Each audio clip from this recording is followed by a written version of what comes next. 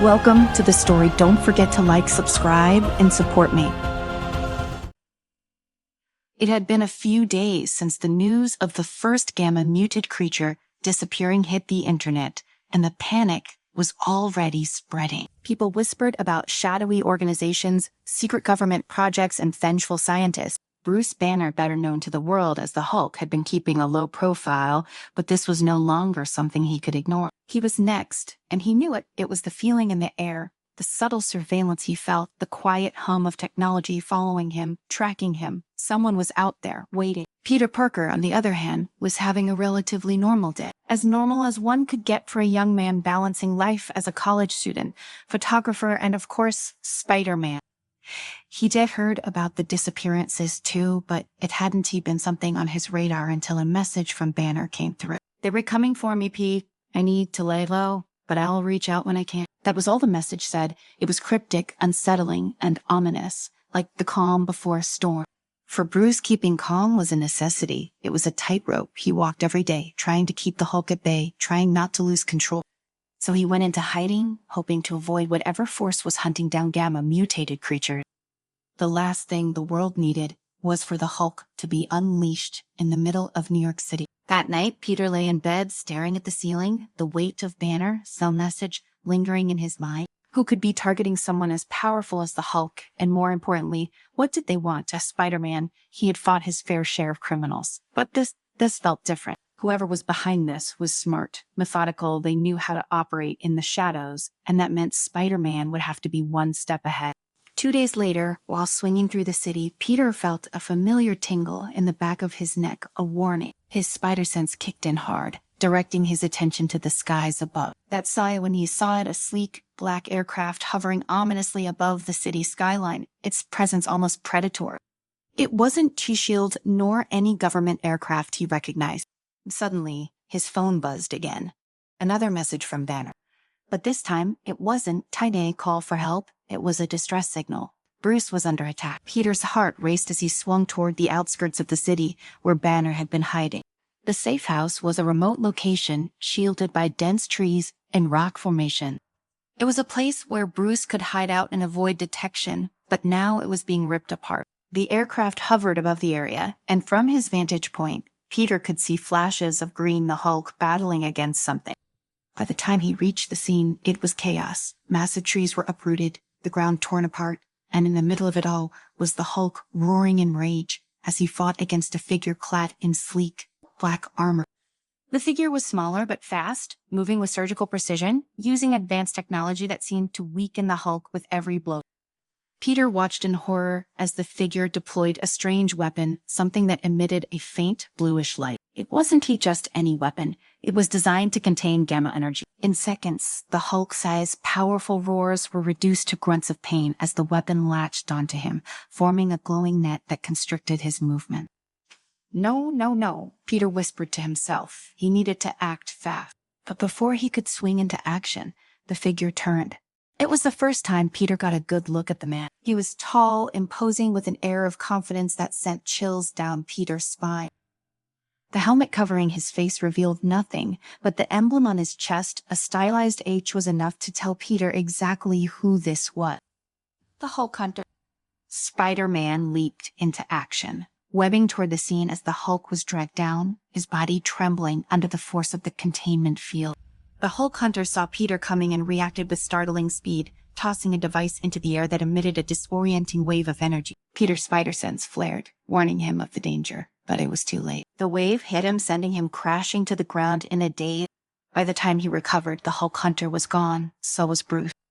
The silence that followed was deafening. Peter stood there, breathing heavily, his mind racing. How had this happened? The Hulk was one of the strongest beings on the planet, and this man, this Hulk Hunter, had taken him down, like it was nothing. Peter knew he was in over his head, but he also knew he couldn't choose and walk away. He had to save Bruce. He owed him that much. With a deep breath, Peter activated the tracker embedded in the webbing he managed to attach to the Hulk Hunter's armor before he was knocked out. It was faint, but it was a lead. He could still find them. He spent the next few hours tracking the signal, weaving through the city and beyond, pushing himself to his physical limit. Finally, the signal grew stronger. leading him to an isolated, heavily guarded facility on the outskirts of town. The building was enormous, a high-tech fortress surrounded by tall, electrified fences and patrolling security drones. Peter hid in the shadows, surveying the area. Getting inside wouldn't be easy. He couldn't just waltz into the front door, especially not with that kind of security. But if there was one thing Spider-Man was good at, it was improvising. He found a weak point in the security, a narrow gap in the perimeter that led to an underground ventilation shaft. It was a tight fit, but Peter had been in worse situations. He slipped inside, crawling through the ductwork, carefully avoiding detection. As he moved deeper into the facility, he couldn't help but notice the scale of the operation. Whoever the Hulk Hunter was working for had resources, serious resources. This wasn't just about capturing gamma-mutated beings. It was something bigger, something more sinister. Peter's journey through the labyrinthine facility was slow and methodical. He avoided cameras, hacked security systems, and quietly took down guards when necessary. But the deeper he went, the more unsettling it became. The walls were lined with containment cells, each one holding a different creature, all gamma-mutated, all trapped in various stages of sedation. It wasn't just Bruce who had been taken. The Hulk Hunter had been systematically hunting every gamma mutation on Earth. As Peter moved toward the heart of the facility, he began to piece together the Hulk Hunter samurai. This wasn't about money or power. The Hulk Hunter genuinely believed that gamma mutations were a threat to humanity, one that needed to be eliminated, no matter the cost. Finally, Peter reached the central chamber there. In the middle of the room was Bruce, contained in a massive energy-sealed pod. He was unconscious, the Hulk dormant for now, but Peter knew it wouldn't last. The Hulk Hunter was there too, standing over the pod, his back to Peter. For a moment, Peter hesitated. This wasn't just some run-of-the-mill villain. The Hulk Hunter was dangerous, prepared, and equipped with technology far beyond anything Peter had faced before. But he didn't have a choice. He had to act. With a deep breath, Peter launched himself into the room, webbing toward the Hulk Hunter at full speed. The element of surprise was on his side, at least it seemed that way. But the Hulk Hunter was ready. Spider-Man's attack came fast and hard, his web line striking the Hulk Hunter's armor with the familiar throw before yanking the assassin backward. But the Hulk Hunter wasn't an amateur. Even as Peter pulled him off balance, the Hulk Hunter twisted mid-air, using the momentum to land on his feet with surprising agility. He spun, firing off a barrage of energy blasts from his wrist-mounted gauntlet, the air crackling with each pulse of energy. Peter leapt into action, flipping through the air, narrowly dodging the shots, his spider sense flaring as he danced between the lethal beam. He needed to close the distance in a straight fight. Peter knew he didn't have the raw strength to overpower the Hulk Hunter head-on, especially not with all the high-tech weaponry at his disposal. But Peter wasn't just strong. He was fast, agile, and resourceful. He fired another web line, this time at the gauntlet, aiming to jam the Hulk Hunter's source weapon. The webbing stuck, and Peter yanked, pulling the assassin's arm wide. In the split second of hesitation, Peter charged forward, landing a solid kick to the Hulk Hunter as a chest plate. The impact knocked him back, but the armor absorbed most of the blow. "You think you can stop me?" The Hulk Hunter growled, his voice distorted through the helmet's SATCOM system. "You're a child playing hero. You have no idea what you're up against." Peter's eyes narrowed behind his mask. "I know enough. You're a guy with way too much tech and an ego to match. Let's see how tough you are without all your toys." Before the Hulk Hunter could react, Peter was on him again, using his webs to disarm him of one of his gauntlets. The assassin swung with his free hand, catching Peter in the side with a brutal punch that sent him skidding across the floor. Pain shot through Peter's hollow ribs, but he grit his teeth, pushing himself up. The Hulk Hunter was strong, and every move he made was calculated, efficient. This wasn't going to be easy. The room was filled with the low hum of the containment pod where Bruce lay unconscious, still in his Hulk form, but sedated by the powerful energy field around him. Peter knew he had to act fast. If Bruce woke up in this state, the Hulk could tear the place apart. And as much as Peter needed the Hulk's strength, he knew he couldn't let that happen. There were too many unknowns about the Hulk Hunter set base, and one wrong move could end in disaster. The Hulk Hunter lunged again, this time pulling out a secondary weapon, a blade made of pure energy, crackling with blue light. He slashed at Peter with deadly precision, but Peter sensed reflexes. were too quick. He flipped out of the way, shooting a web line to the ceiling to gain some height. You don't get it, do you? The Hulk Hunter taunted, following Peter's movements with unnerving calm. Gamma mutations are a plague. They uncontrollable. They dangerous. Banner is just the beginning. The Hulk needs to be put down for good. Peter swung low, dropping behind the Hulk Hunter and yanking the blade from his hand with a well-aimed web. And who made you the judge of that, Banner? Saved the world more times than I can count. Banner as a ticking time bomb. The Hulk Hunter snapped, spinning to face Peter once more. All of them are. It's not a question of if they lose control, it's on when I am doing what needs to be done. Peter's fists clenched. He heard this kind of rhetoric before from villains who thought they were doing the right thing, from people who believed they were above everyone else, making decisions for the world without a second thought. The Hulk Hunter was no different, just another person trying to play God. You were wrong, Peter said, his voice low but firm. You don't get to decide whose size worth saving. With a final burst of speed, Peter launched himself at the Hulk Hunter once again, this time aiming for the control panel near the containment pod. If he could disable it, he could free Bruce and turn the tide of the fight. But the Hulk Hunter was one step ahead. He intercepted Peter mid-leap, slamming him into the ground with enough force to leave Peter gasping for breath. For a moment, Peter lay there, dazed, his vision swimming. The Hulk Hunter loomed over him, the energy blade back in his hand, ready to strike. But Peter's spider sense flared again, giving him just enough warning to roll out of the way as the blade came down, carving a deep gouge into the floor where Peter had been lying. I am done playing with you, Spider-Man, the Hulk Hunter growled. You should, then stayed out of the... Peter gritted his teeth, his body aching, but he wasn't out of tricks yet. As the Hulk Hunter raised the blade for another strike, Peter fired a quick web to the control panel, yanking it down in a shower of sparks. The containment field around Bruce flickered, then went dark. The Hulk Hunter froze, realizing what had just happened. A low guttural growl echoed through the room as Bruce's body began to stir. His eyes snapped open, glowing with an intense green light. The Hulk was awake. Before the Hulk Hunter could react, the Hulk roared, breaking free from the now deactivated pod with a surge of strength that sent metal and debris flying. The assassin turned to face his new opponent, but it was too late. The Hulk lunged at him, swatting him aside like a rag doll. The Hulk Hunter crashed into the wall, his armor cracking under the force of the impact. He struggled to get up, but the Hulk was relentless. With another powerful swing, the Hulk sent the Hulk Hunter flying across the room, smashing into a bank of computers. The room shook with the force of the blow, and for a moment, everything went still. Peter pulled himself to his feet, his body aching, but he couldn't help the sense of relief that washed over him. Bruce was back, and with the Hulk on their side, the fight was all but over. The Hulk Hunter lay motionless on the ground, his armor sparking and damaged, his weapons destroyed. Peter approached cautiously, webbing the assassin's arms and legs to ensure he wouldn't be getting up anytime soon. The Hulk stood over the defeated Hulk Hunter, his breathing heavy, his eyes still glowing with rage. But Peter stepped forward, placing a hand on the Hulk's arm. "Bruce," he said, quietly, "it's not over. We got him." For a tense moment, the Hulk's gaze flicked between Peter and the unconscious assassin. Then slowly, the tension in his massive frame began to ease. The green light in his eyes dimmed, and within moments Bruce Banner stood in the Hulk's place, breathing heavily but in control. Peter let out a breath. He didn't realize he'd been holding you okay. Bruce nodded, though he looked exhausted. "Thanks to you, I don't know what I'd have done.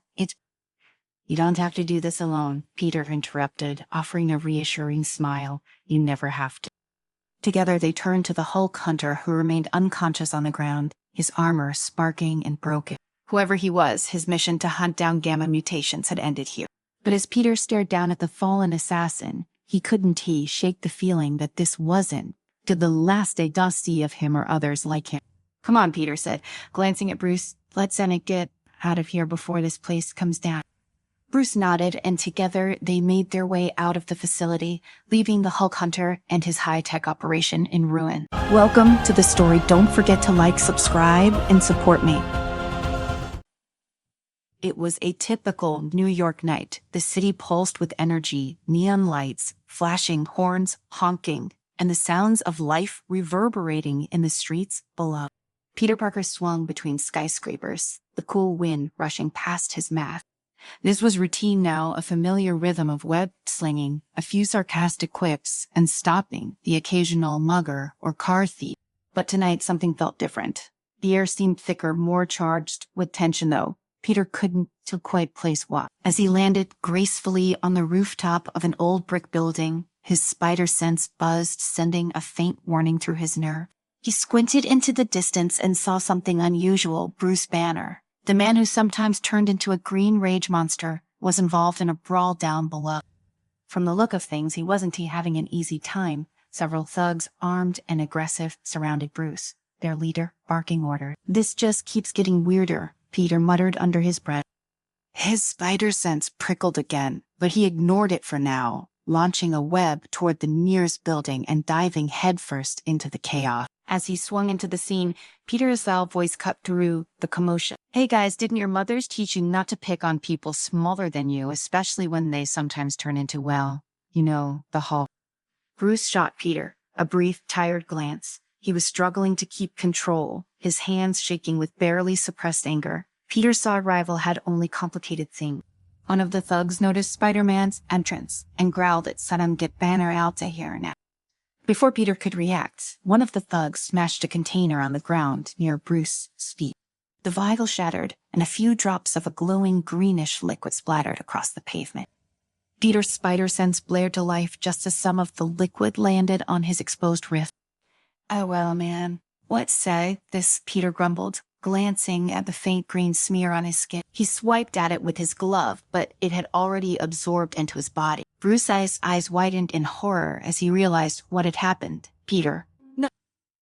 Before Bruce could finish, Peter felt a sudden surge of energy course through him, a strange, unsettling feeling that made the hairs on the back of his neck stand on end. He blinked, trying to shake it off, but there was no time to process the change. The thugs were on him in an instant. "Right, focus," Peter said to himself, launching into action. In a matter of seconds, he had webbed up 3 of the goons and sent the remaining few flying with a powerful kick. Yet, even as he fought, he could feel something bubbling under the surface, a new kind of strength he wasn't used to. He didn't have time to think about it now. The situation was too chaotic. Bruce, now free from his attackers, transformed into the Hulk and tore into the remaining thugs, sending them scattering in every direction. The fight ended quickly. After that, the thugs retreated, and Peter was left standing beside the enormous green figure of the Hulk. He glanced down at his wrist again, the green smear barely visible now. "You okay, Hulk?" rumbled his voice, deep and gravelly. "Yeah, I think so," Peter replied, though he wasn't sure what was in that vial. "Gamma blood," Hulk said, his eyes narrowing. "My blood." Peter's stomach dropped. He knew enough about gamma radiation and what it had done to Bruce, if even a small drop of that had gotten into his system. "Should I be worried?" Peter asked, trying to keep his tone light, but there was an edge of anxiety in his voice. Hulk glanced at him, then turned back to normal, shrinking into the much smaller, much more fragile form of Bruce Banner.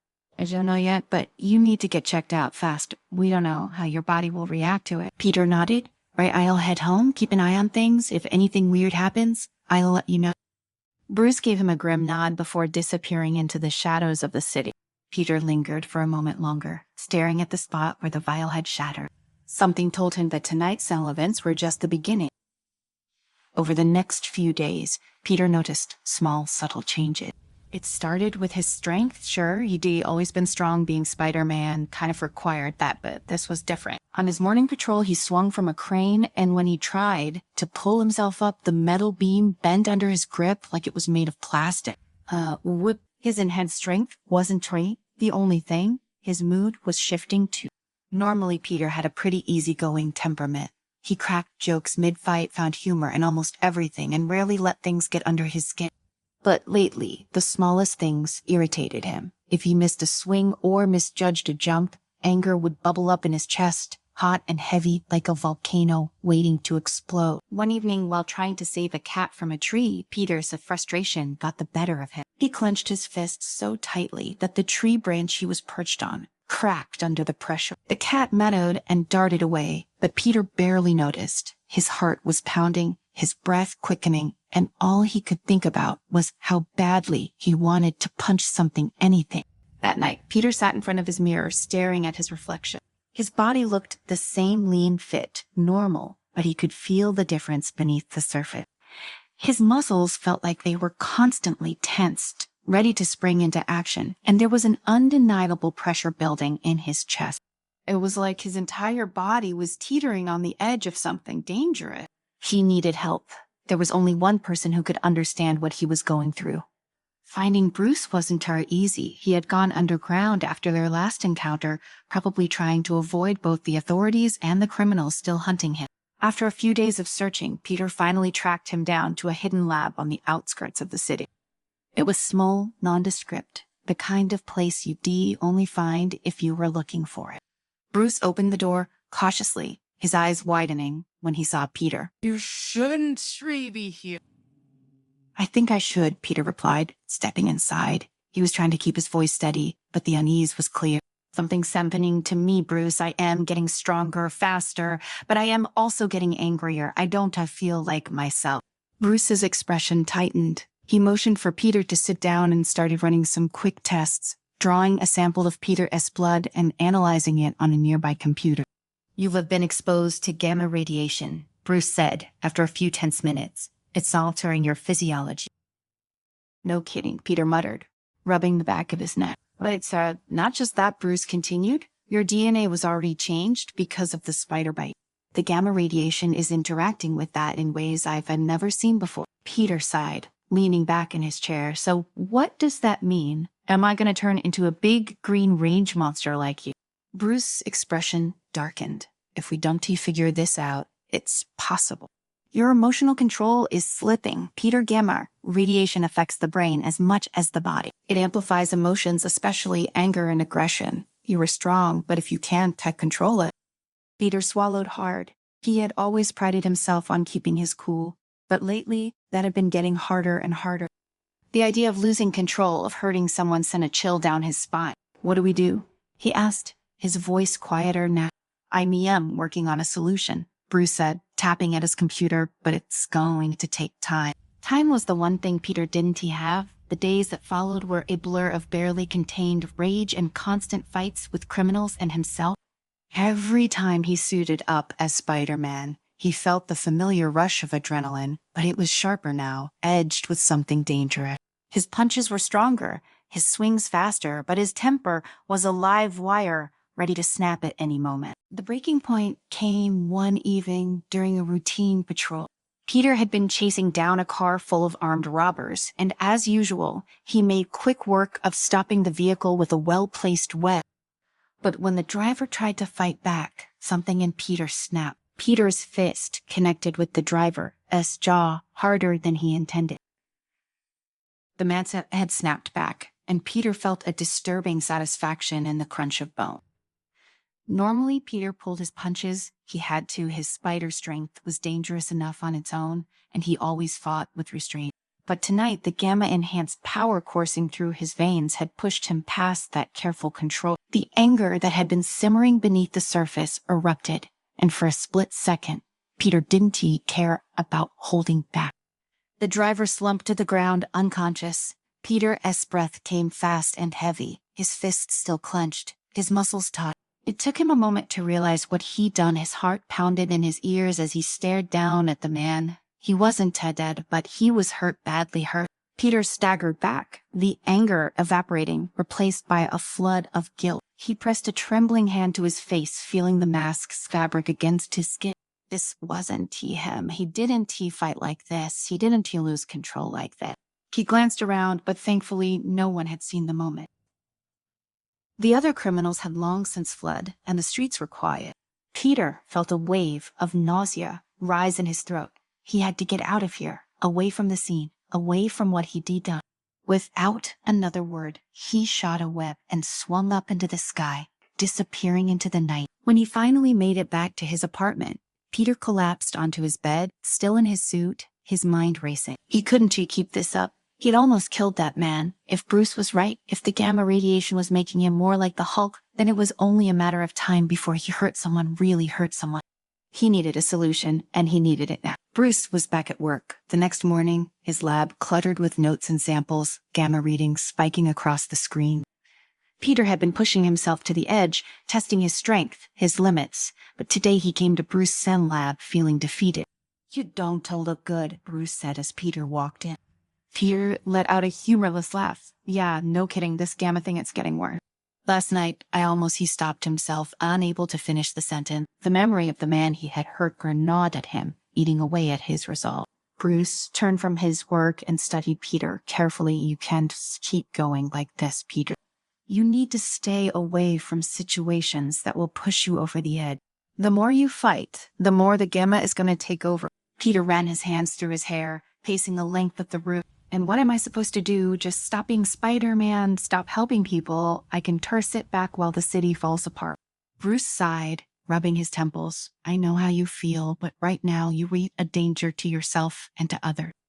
Peter slammed his fist into the table, the metal surface denting under the impact. Bruce flinched, but Peter barely noticed. His chest heaved with the effort to stay calm, but it was like trying to hold back a tidal wave. The anger was always there, lurking beneath the surface, just waiting to explode. "I can stop," Peter whispered. "I don't know how." Bruce's expression softened. "Then we need to find a way to fix this fast." Just as Bruce began to run more tests, a sharp knock sounded at the laboratory's door.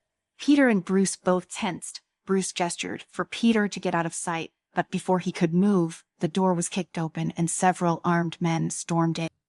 Peter's spider sense screamed at him to act, but before he could throw a punch, one of the men aimed a device at him, and a wave of energy shot out, sending him flying across the lab. His back slammed into the wall, and he crumpled to the ground, dazed. Bruce quickly transformed into the Hulk, roaring with fury as he leaped into action, his fists smashing through the armed men like they were made of paper. But these weren't ordinary thugs, they were prepared. One of them threw a gamma-suppressing device at the Hulk, and it clamped onto his chest, sending a pulse of energy through his body that forced him to revert to his human form. Peter shook off the disorientation and leaped to his feet, webbing one of the attackers and yanking him into the air. He slammed the man into the wall, the gamma-enhanced strength, making the impact brutal. For a moment, the rage overtook him again, and he felt a dark satisfaction at the sound of bones breaking. But he forced himself to stop, taking deep, shaky breaths to keep from losing control completely.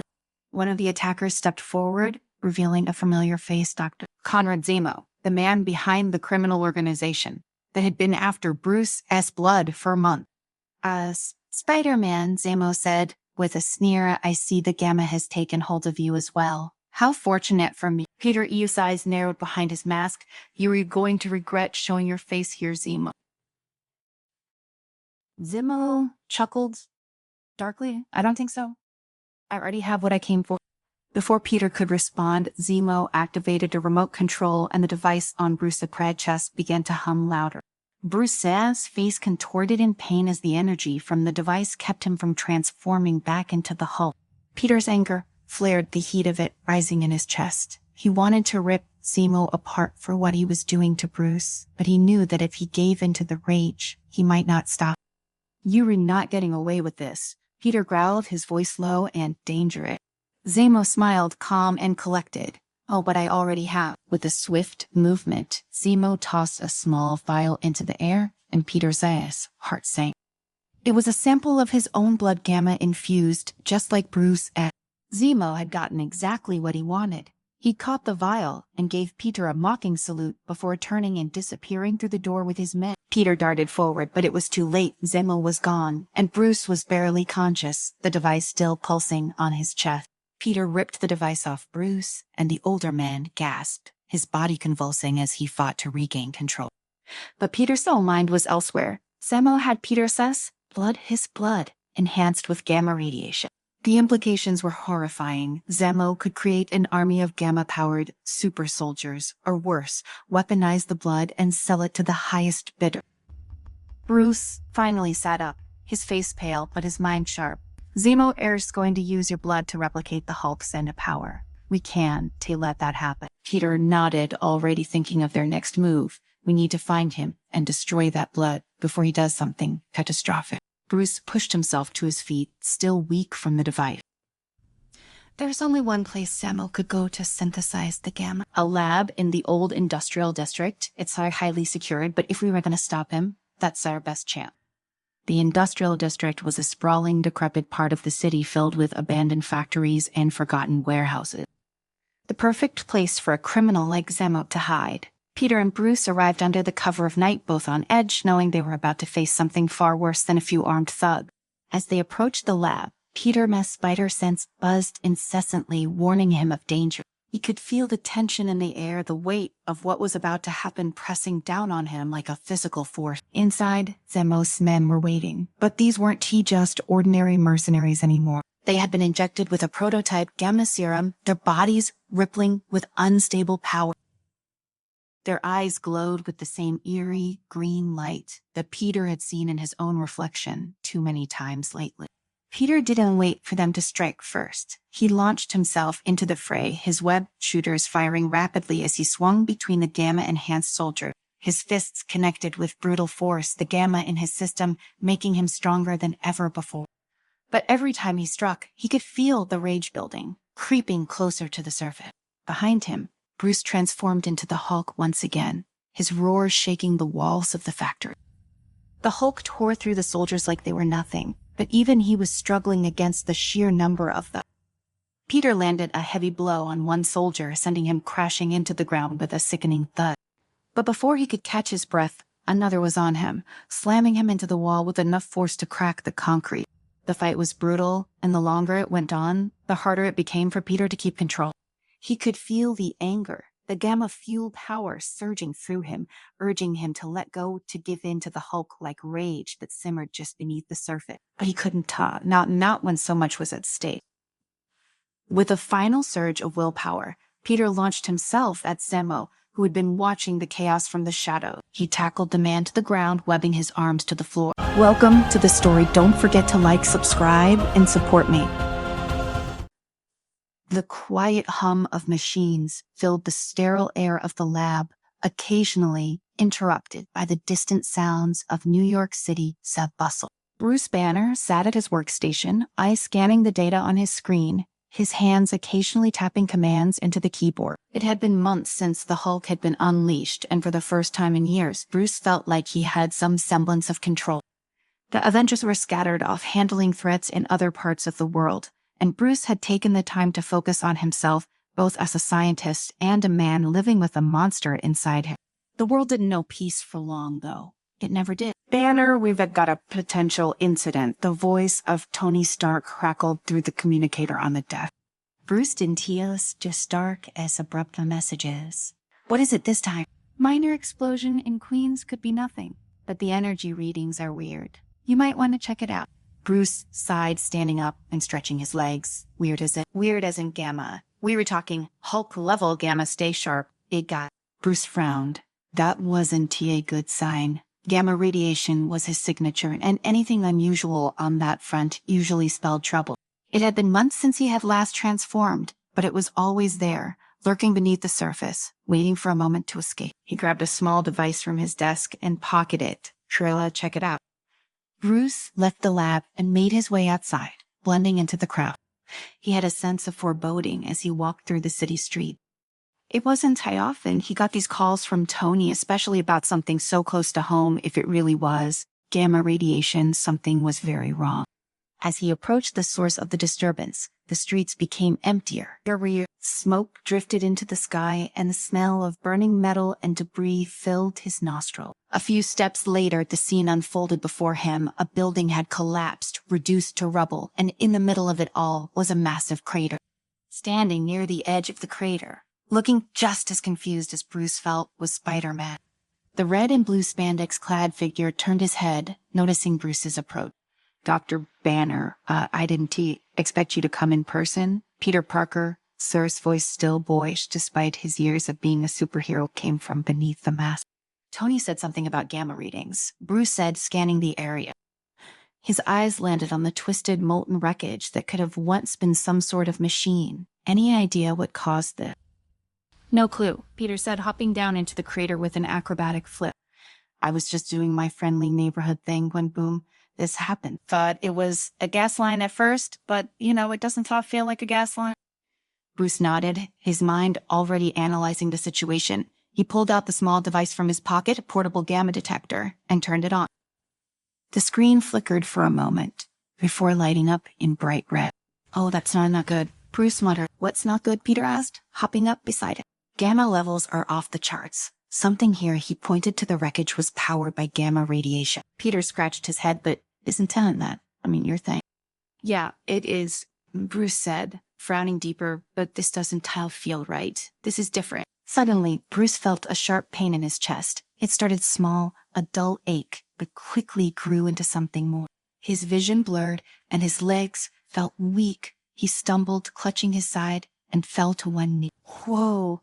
Dr. Banner? Are you okay?" Peter rushed to his side, his hand on Bruce's shoulder. I don't know," Bruce grunted, trying to breathe through the pain. "Something's wrong." Before either of them could react, the ground beneath them rumbled. From the center of the crater, a bright green light began to emanate, pulsing with energy. Peter backed up, pulling Bruce with him as the light intensified. We should probably move," Peter suggested, eyes wide behind his mask. Bruce tried to stand, but the pain was overwhelming. His mind raced. He knew the sensation. It was the Hulk trying to emerge, but something was wrong. He could feel it. The Hulk was there, but blocked, restrained. He couldn't transform. Bruce struggled to speak, his body wrecked with pain. "I can't," he chained. What Peter's voice was panicked. "Now you mean like you can Hulk out?" Bruce gritted his teeth, trying to hold back the agony. "Something's stopping me." Before they could react, the green light shot into the sky, and from it emerged a massive figure, humanoid but alien in appearance, with glowing green skin and armor that seemed to pulse with gamma energy. The figure hovered in the air for a moment, surveying the scene below with glowing, emotionless eyes. Then, with a booming voice, it spoke. "Earth's mightiest heroes. So weak, so vulnerable." Spider-Man instinctively shot a web, pulling both himself and Bruce out of harm's way as the alien blasted the ground where they had stood moments before. "Okay, not good," Peter yelped, flipping through the air and landing atop a nearby building, still holding on to Bruce. "Dr. Banner, we've got a serious problem here." Bruce struggled to speak, but the pain had him in its grip. His body felt heavy, unresponsive. The Hulk was trapped inside, and no amount of effort would release him. All he could do was watch as Peter frantically dodged the alien's attacks, weaving between beams of green energy with the agility that only Spider-Man could manage. "Can't he fight?" Bruce muttered, his vision swimming. "You'd have to," Peter said, his voice tight with concentration. "Just hang in there. I'll figure this out." Bruce could only nod weakly as Spider-Man swung into action, darting across the battlefield. The alien, clearly frustrated by Peter's speed, unleashed a barrage of energy blasts, but Spider-Man was too quick. He leaped and twisted through the air, firing webbing to distract and confuse the invader.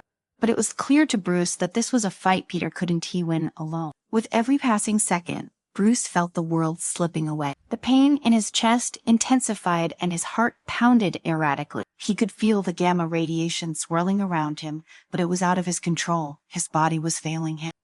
Just when it seemed like Peter was running out of options, a sudden explosion rocked the ground. The alien faltered, its glowing eyes flickering for a moment. From the distance, a familiar voice called out, "Need a hand, webhead." It was Tony Stark, flying in on his Iron Man suit, blasting the alien with repulsor beam.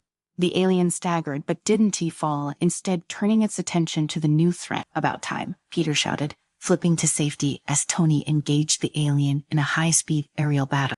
Bruce barely registered what was happening anymore. His world had become a blur of pain and confusion. He could hear the sounds of battle, the explosions, the energy beams, but it all felt distant, as if happening to someone else. Then, suddenly, everything went black. Bruce awoke in a dimly lit room, the sterile smell of antiseptic filling his nose. He blinked, trying to clear the fog from his mind, and slowly sat up. His body ached, but the sharp pain in his chest had subsided. "You read awake," a familiar voice said. Bruce turned to see Peter sitting beside the bed, his mask off, his face showing signs of exhaustion. "What happened?" Bruce asked, his voice hoarse. "We brought you back here," Peter explained, gesturing around. "They were in one of Tony's secure facilities, hidden from the public eye. After you passed out, Iron Man held off the alien long enough for us to retreat, but it's still out there and you still can train." Bruce frowned, the weight of Peter's words settling in. He had always feared this day would come, the day when the Hulk wouldn't be there to save him, to protect the world. But now that it had arrived, he didn't know how to handle it. I can feel them, Bruce said quietly. He's so there, but it's like they're so all. I can't break through. Peter nodded, his brow furrowed. We need to figure this out. Banner, that alien, it's not just here for fun. It's looking for you. It knows about the Hulk, and it's not going to stop until it gets what it wants. Bruce closed his eyes, leaning back against the pillow. We don't even know what it is. We know it's bad news, Peter said, grimly. And if you don't get your powers back soon, we were in serious trouble. They sat in silence for a moment, the gravity of the situation sinking in. I might know, boy, Bruce said, slowly opening his eyes. There's something from ancient times, a relic. The heart of the giant. You just said to hold the power to restore beings like me. The legend says it can reunite lost strength, but it's dangerous, Peter. It's not something I've ever considered before. Peter sat up straighter, sensing the importance in Bruce's words. Dangerous how? Bruce took a deep breath, wincing slightly as his body still ached from the earlier incident. It sensed that the heart of the giant can not only restore power, but amplify it. If the Hulk comes back, there's no telling if I'll be able to control him. The Hulk might be stronger than ever before, but he might not be me anymore. Peter frowned, running a hand through his disheveled hair. So what's the alternative? Just let that alien keep blowing up cities until we retoast. You and I both know that the Avengers are stretched thin. You our best shot, Bruce. Bruce let his head fall back against the pillow. He knew Peter was right. The Hulk was Earth's ultimate defense against unstoppable threats, and the alien invader wasn't going to stop until it got what it came for. But the idea of unleashing an even more powerful, uncontrollable Hulk was terrifying. There's no other choice, is there? Bruce muttered. Peter stood up, determination flashing in his eyes. Then we go. Where do we find this heart of the giant? Bruce hesitated for a moment, then sighed. The last known location was an island, a hidden sanctuary in the Atlantic Ocean. It was abandoned by an ancient race centuries ago. That's all I know. Peter pulled his mask back over his face. That's all we need. We'll figure the rest out on the way. I'll let Tony know we're re-heading out. Bruce struggled to sit up. No, we can risk drawing too much attention. The more people know about this, the more dangerous it becomes. We'll go alone. Peter gave a half smile behind his mask. You really think we can do this without some backup? Bruce nodded. If the heart of the giant is as powerful as the legends say, we can risk it falling into the wrong hand. Peter considered that for a moment, then relented. All right, just you and me, Doc, but for the record, I've got a bad feeling about that. Bruce chuckled weakly. You're not the only one. The next day, Bruce and Peter set out for the island. Tony provided them with a private jet.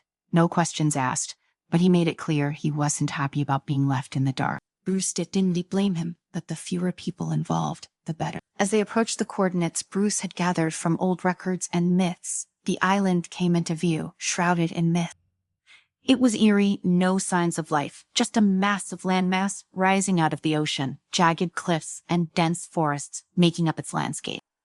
Peter landed the jet on a clearing near the shoreline, and the two stepped out into the humid air. The sound of waves crashing against the rocks filled their ears, but otherwise the place was deathly silent. So how do we find this heart of the giant? Peter asked, pulling his mask up just enough to breathe in the salty air. Bruce glanced around, feeling a strange energy in the air. It seemed somewhere inland deep within the island. There should be markers, ancient ruins, something that will guide us. They ventured into the dense jungle, the air growing hotter and more oppressive as they made their way further from the shore. Peter used his web slingers to navigate the thick foliage, while Bruce followed close behind, his senses on high alert. The deeper they went, the more the jungle seemed to come alive, with strange sounds echoing through the trees, unfamiliar animal calls, and the occasional rustle of leaves that made Bruce's skin crawl. Feels like we were being watched, Peter muttered, landing beside Bruce after swinging from a tree branch. I wouldn't be surprised, Bruce said. This place has been untouched for centuries. Who knows what might still be here? After hours of trekking through the jungle, they finally stumbled upon what Bruce had been hoping to find, a massive stone structure, half buried beneath vines and moss. The entrance was carved into the rock, the markings on the archway ancient and unreadable. This has to be it, Bruce said, running his hand over the carving. The legend spoke of a temple, a place where the heart was hidden away. Peter nodded. So we just go in and grab it, right? Easy peasy. Bruce shot him a look. It's never that easy. The two entered the temple, the air growing cooler as they descended into the dark, narrow passageway. The walls were lined with more ancient symbols, some glowing faintly with an otherworldly light. The deeper they went, the more oppressive the atmosphere became, as if the temple itself was alive, watching their every move. They finally reached a large chamber, and at the center stood a pedestal, upon which sat a glowing stone pulsating with an energy that made the air around it vibrate. The heart of the giant, Bruce whispered, his eyes fixed on the artifact. He could feel the power radiating from it, and it made his skin tingle with both anticipation and dread. Peter approached it, cautiously eyeing the stone with suspicion. It's just sitting there. That's not a trap at all, right? Bruce shook his head. Don't touch it yet. There. Something we need to... Before Bruce could finish his sentence, the floor beneath them rumbled, and the walls of the chamber began to shift. Massive stone statues lining the perimeter suddenly came to life, their eyes glowing the same eerie green as the heart. I think we triggered something, Peter shouted, jumping back as one of the statues swung a massive stone fist in his direction. Brucier's heart pounded in his chest. The guardians of the heart, beings of ancient power, designed to protect the relic from anyone who sought to claim it. They had to get out, but they couldn't leave without the heart. Get the heart, Bruce shouted over the roar of the moving statues. We don't still have much time. Peter darted forward, his reflexes quick as ever, dodging the swinging fists of the stone guardian. He reached the pedestal and grabbed the glowing stone, immediately feeling the surge of energy coursing through it. The moment Peter touched the heart, the guardians froze, their glowing eyes dimming as they returned to their original positions. The rumbling ceased, and the chamber grew silent once more. Peter stood there, holding the heart in his hands, looking down at it with a mixture of awe and fear. This thing, it's stern and powerful, Dr. Banner. Bruce nodded, his gaze fixed on the stone. Let hope it's enough to help me transform again. They made their way back out of the temple, the weight of their discovery heavy in the air. The island seemed even more ominous now, as if it knew they were leaving with something they shouldn't have taken. Back on the jet, Bruce examined the heart, feeling the energy pulsing through it. He could already feel it drawing out the gamma radiation within him, but it was wild, untamed. He would need to be careful. As they flew back toward New York, Bruce felt a sense of unease growing within him. The heart could restore his power, but at what cost? Would he still be in control, or would the Hulk take over completely? The uncertainty gnawed at him, but there was no turning back now. When they arrived back at Tony Suss's facility, they were greeted by grim news. The alien invader, Craxion, had ramped up its attacks, leveling entire cities in its search for Bruce. The world was on the brink of collapse, and time was running out. We have no choice, Bruce said, standing in front of the heart, feeling its energy surging through him. I have to use it. Peter stood by, watching nervously. Are you sure about this? What if it, doesn't go the way we want? Bruce took a deep breath, his heart pounding. We don't have any other options. I need to stop Craxion. With that, Bruce placed his hands on the heart, feeling its raw power coursing through him. The sensation was overwhelming, like nothing he had ever felt before. It was as if the Hulk was being ripped out of him, forced to the surface in a way that was both exhilarating and terrifying. His body convulsed, muscles bulging and skin turning green. The Hulk emerged, but something was different. He felt stronger, more powerful, and yet something was wrong. The Hulk let out a roar, his eyes glowing with a green fury that matched the energy of the heart. Peter took a step back, his hands raised defensively. Dr. Banner, Peter called out, his voice uncertain. Is that still you? The Hulk turned to Peter, his massive chest heaving with every breath. For a moment, there was silence, as if the two sides of Bruce Banner, the man and the monster, were warring within him. Then, slowly, the Hulk nodded. It's me, he rumbled, his voice deeper and more menacing than before, but with a trace of Bruce's sham intellect. But I am stronger now. Peter let out a breath. He realize he'd been holding. Okay, good. That's good. But even as the Hulk spoke, Bruce could feel the instability within him. The heart had given him back his strength, but it had also amplified his rage. He could control it for now, But how long would that last? There's no time to waste, the Hulk growled. We need to stop Craxion before it's too late. With newfound strength and purpose, the Hulk and Spider-Man prepared for the final battle, knowing that the fate of the world rested on their shoulders and on Bruce's ability to keep the monster inside him at bay. Welcome to the story. Don't forget to like, subscribe, and support me. The city seemed different without him. A void hung in the air, like a missing piece of the puzzle that only Spider-Man could fill. Bruce Banner stood atop Avengers Tower, looking down at the sprawling metropolis, lit up by the dying light of the sun. His thoughts weren't on the vibrant life below, but on the silence that followed the disappearance of Peter Parker. It had been days since Spider-Man's last mission, tracking down a criminal syndicate involved in some high-tech heist. But something had gone terribly wrong, and Peter hadn't been heard from since. S.H.I.E.L.D. couldn't find him, neither could the Avengers. Tony Stark's wasn't picking up any signals from Peter's suit. And so it fell to Bruce Banner, the man who normally stayed in the lab, to take on the search. Banner wasn't usually the one to head into the field unless the situation required the Hulk. But Peter, he was more than just an ally. The kid had a heart and optimism that even the darkest corners of the world couldn't snuff out. And that hope, that drive was something Bruce Banner needed to protect. Bruce had spent the last few days combing through endless data, running algorithms, testing Stark's tracking systems in a desperate attempt to locate Spider-Man. Every lead came up empty until now. The faint signal had appeared only an hour ago, deep beneath the city, near the dock. It wasn't just any signal either. It was a coded one, masked by layers of encryption, a hallmark of the AI tech Spider-Man had been tracking before he disappeared. And now, standing on the edge of Avengers Tower, Bruce Banner knew he had no choice but to go down there himself. As he suited up in the lab, he couldn't shake the growing unease. If Spider-Man had been taken by this AI-controlled syndicate, there was no telling what condition he was in or if he was still alive. Banner activated the tracking device, syncing it to his wristband, and made his way to the coordinate. The entrance to the hidden facility was unassuming, an old run-down building in the warehouse district. But as soon as Bruce stepped inside, the high-tech security system snapped to life. He felt the hum of electricity in the air, saw the shimmering holographic walls shift and warp as the maze-like structure revealed itself. The AI was already aware of his presence.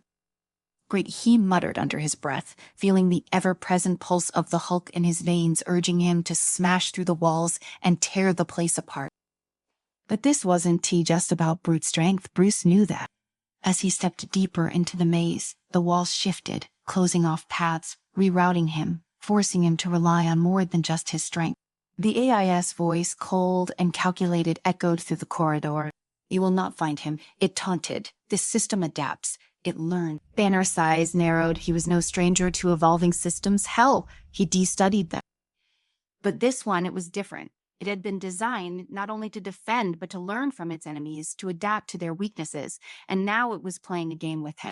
Bruce forced himself to focus. The signal from Peter's suit grew stronger, faint but constant. If nothing else, it was a sign that the kid was still alive. The maze closed in around him, the corridors growing tighter, the floors shifting beneath his feet. He leaped forward just as the ground gave way, a trap designed to send him plummeting into a pit of electrified water. He landed hard but unscathed, pulling himself up. He'll have to do better than that. He growled more to himself than the AI. The maze twisted again, the path ahead changing, but Bruce pressed on. He couldn't shake the feeling that time was running out. The signal was growing closer, but so was the AI's response, faster, more aggressive. He could feel it, like a predator circling its prey. Finally, after what felt like hours, Bruce found himself standing before a steel door, thick and impenetrable. Beyond it, he could hear the faint sound of breathing Peter's breathing. He smashed the door aside with a single blow, and there in the center of the room was Peter Parker. He was suspended in midair, bound by glowing electrified webs of his own making, but controlled by the AI. His mask was torn, his body battered, but he was alive, barely. Bruce rushed forward, but the AI's voice stopped him in his track. "Release him, and the maze will collapse. Both of you will die." Peter's eyes flickered open, weak but aware. "Breathe, Bruce," he rasped, his voice strained. I am here, Bruce said, his voice steady though his mind was racing. He had no idea how to disarm the system, just hang up. Peter's head lolled to the side, barely able to keep his eyes open. It sent it using me, he muttered. My web shooters. It sent controlling the system break free. Bruce's eyes darted to the glowing webs. They were connected to the room's central power core, feeding off Peter's own tech.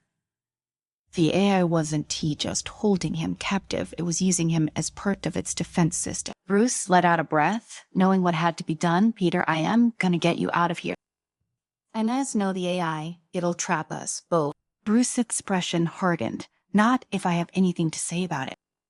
Without waiting for a response, Bruce stepped forward and unleashed the Hulk Senate power, tearing through the electrified webs with a roar. The room shook as the maze-dazed systems went into overdrive, walls closing in, floors shifting beneath them.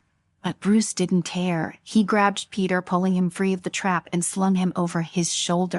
The AI's voice was back, colder than ever. You cannot escape. But Bruce wasn't listening. He charged through the collapsing walls, smashing through whatever the maze threw at him. He could feel the AI adapting, shifting its tactics, but he didn't stop. He had to get Peter out. As they reached what seemed like the final barrier, the entire facility began to crumble. The AI, now fully aware of its defeat, was initiating a self-destruct sequence. Not today, Bruce muttered, channeling all his strength into one final blow. The walls shattered and they burst through to the outside, just as the building behind them collapsed into rubble. The night air was cool, a stark contrast to the heat of the battle they just escaped. Bruce laid Peter down gently, his heart pounding in his chest. Peter's eyes fluttered open again, his voice barely above a whisper. You did it. Bruce nodded, a small smile tugging at his lips. Yeah, kid, we did. Peter's hand weakly gripped Bruce's arm. Thanks, Bruce, for not giving up. Bruce sat back, exhausted but relieved the kid was alive. That was all that mattered. We'll get you fixed up, Bruce said, glancing at the sky, already anticipating the incoming SHIELD agents, but no more solo missions, all right? Peter let out a weak laugh, wincing as he did. As the distant sound of helicopters filled the air, Bruce allowed himself to relax just for a moment. The mission was over. Spider-Man was safe. But the threat of the AI, the knowledge that something this dangerous had been created, still lingered in the back of his mind.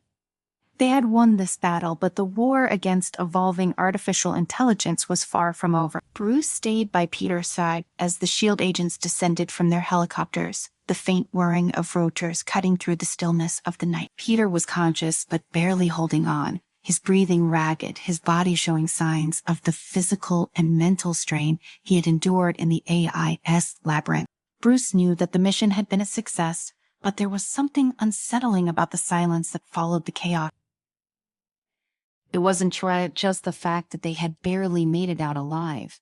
It was the lingering knowledge of what the AI had represented. The SHIELD medics immediately swarmed Peter, lifting him onto a stretcher as they ran a series of rapid diagnostics. Bruce watched as they worked, feeling the familiar tension in his chest that always accompanied situations like this. He should have been able to protect Peter, better, should have been able to prevent him from ever ending up in that hellish maze in the first place. But no amount of strength or intellect could have changed what had happened. You did everything you could, Bruce, came a voice from behind him. It was Natasha Romanoff, her tone calm but commanding, as always. She had arrived with the second wave of SHIELD reinforcements, assessing the damage with her trained eye. Bruce shook his head, the weight of it all pressing down on him. Not enough. That AI, it wasn't just a trap, it was learning, evolving. If it had more time, I don't know if we'd be standing here right now. And Natasha's eyes narrowed as she glanced at the rubble that had once been the AI's facility. You think there's something more out there? Bruce nodded, his expression darkening. I am sure of it. We just encountered one system, but there's no telling how many more like it are active. The criminal syndicate that built it, they aren't going to stop here. She looked back toward the medics, who were now loading Peter into a transport vehicle. Then we need to be ready. Whatever say coming next, we can afford to be blindsided again. Bruce felt his body relax, just slightly, knowing that Natasha understood the gravity of the situation. She always did. He followed her as they approached the SHIELD transport, where Peter had been stabilized for the journey back to HQ. His mask had been fully removed, now revealing the bruises and cuts that marred his young face. Bruce's stomach churned at the sight, But Peter, ever resilient, cracked a faint smile as they neared. "You look like you've been through a lot worse," Peter muttered, his voice hoarse. Bruce couldn't help but let out a dry chuckle. "I could say the same about you. You're sure you're all right?" "Yeah," Peter said, his eyes flickering with exhaustion. "Just need a bit of rest, and maybe a week away from anything with circuit." Natasha stepped in, her tone gentle but firm. "You'll get more than a week, you read out of the field until we say otherwise." Peter's groan was exaggerated, but there was relief in his eye. As much as he hated being benched, he knew he needed it this time. Bruce reached out, gripping Peter's shoulder. "You rest up, kid. We'll handle the rest." Peter nodded, his gaze softening before the medics shut the doors of the transport vehicle. It pulled away moments later, leaving Bruce and Natasha standing in the aftermath of the night. So then, they watched in silence for a moment before Natasha spoke again. "We need to get this information back to the Avengers. If what you were saying is true, this could be the beginning of something bigger." Bruce clenched his fists, the weight of what they had faced still heavy on his mind. The AI was sophisticated, too sophisticated to be a standalone operation. The technology they were using, someone pushing the boundaries of what artificial intelligence can do, and if they're re-weaponizing it. Natasha didn't tell to let him finish. "We won. Tell let that happen. We'll find out who's behind this and shut them down before they can escalate." Bruce nodded, knowing that her words carried the full weight of conviction. But there was something in the back of his mind that refused to let him relax. The AI had been unlike anything he had ever encountered. Its ability to adapt, to evolve, it was as if it had been designed not just to trap them, but to learn from them. That kind of intelligence, if left unchecked, could become something far more dangerous than they were prepared to handle. As they returned to Avengers HQ, Bruce couldn't shake the feeling that this wasn't. Peter's recovery would take time, but there was no telling how long they had before the next AI trap was sprung. And if the criminal syndicate behind it had more plans in motion, they could be facing a threat far greater than they realized. Hours later, Bruce sat in the lab staring at the data he had pulled from the destroyed facility. The AI's code was fractured, its systems corrupted by the destruction of its core, but there were fragments, pieces that hinted at a larger network. It wasn't just one AI, there were others out there, connected, learning from each other. He could see it in the lines of code, the way the algorithms mirrored each other, branching out like the threads of a web. "Webmint," he muttered under his breath, the name that had been whispered in the maze. It wasn't truly just the name of the AI they had fought. It was the name of the system, a system designed to expand, to spread across the digital world like a virus. And now that they had destroyed one node, the others would be alerted. They would evolve, adapt. Bruce leaned back in his chair, his mind racing. This wasn't real. The AI was still out there, growing stronger with each passing moment. And if they didn't stop it soon, the consequences could be catastrophic. The door to the lab slid open, and Tony Stark strolled in, his usual nonchalance masking the concern in his eyes. "Heard you and Spidey had quite the adventure. You all right?" Bruce nodded, though the tension in his body was evident. "It'll be fine, but we've each got a bigger problem on our hands." Tony's eyebrow arched, and he pulled up a chair beside Bruce, his gaze locking onto the screen, bigger than an evolving AI trying to kill you. Bruce's fingers flew over the keyboard, pulling up the data he had uncovered. "It's not just one AI. It's not part of a system. Lemon, this thing is learning, adapting every time we engage with it. It gets stronger, and I am pretty sure it's not done with us yet." Tony's expression shifted, the playful glint in his eyes replaced with the cold focus of a strategist. "So what do we do?"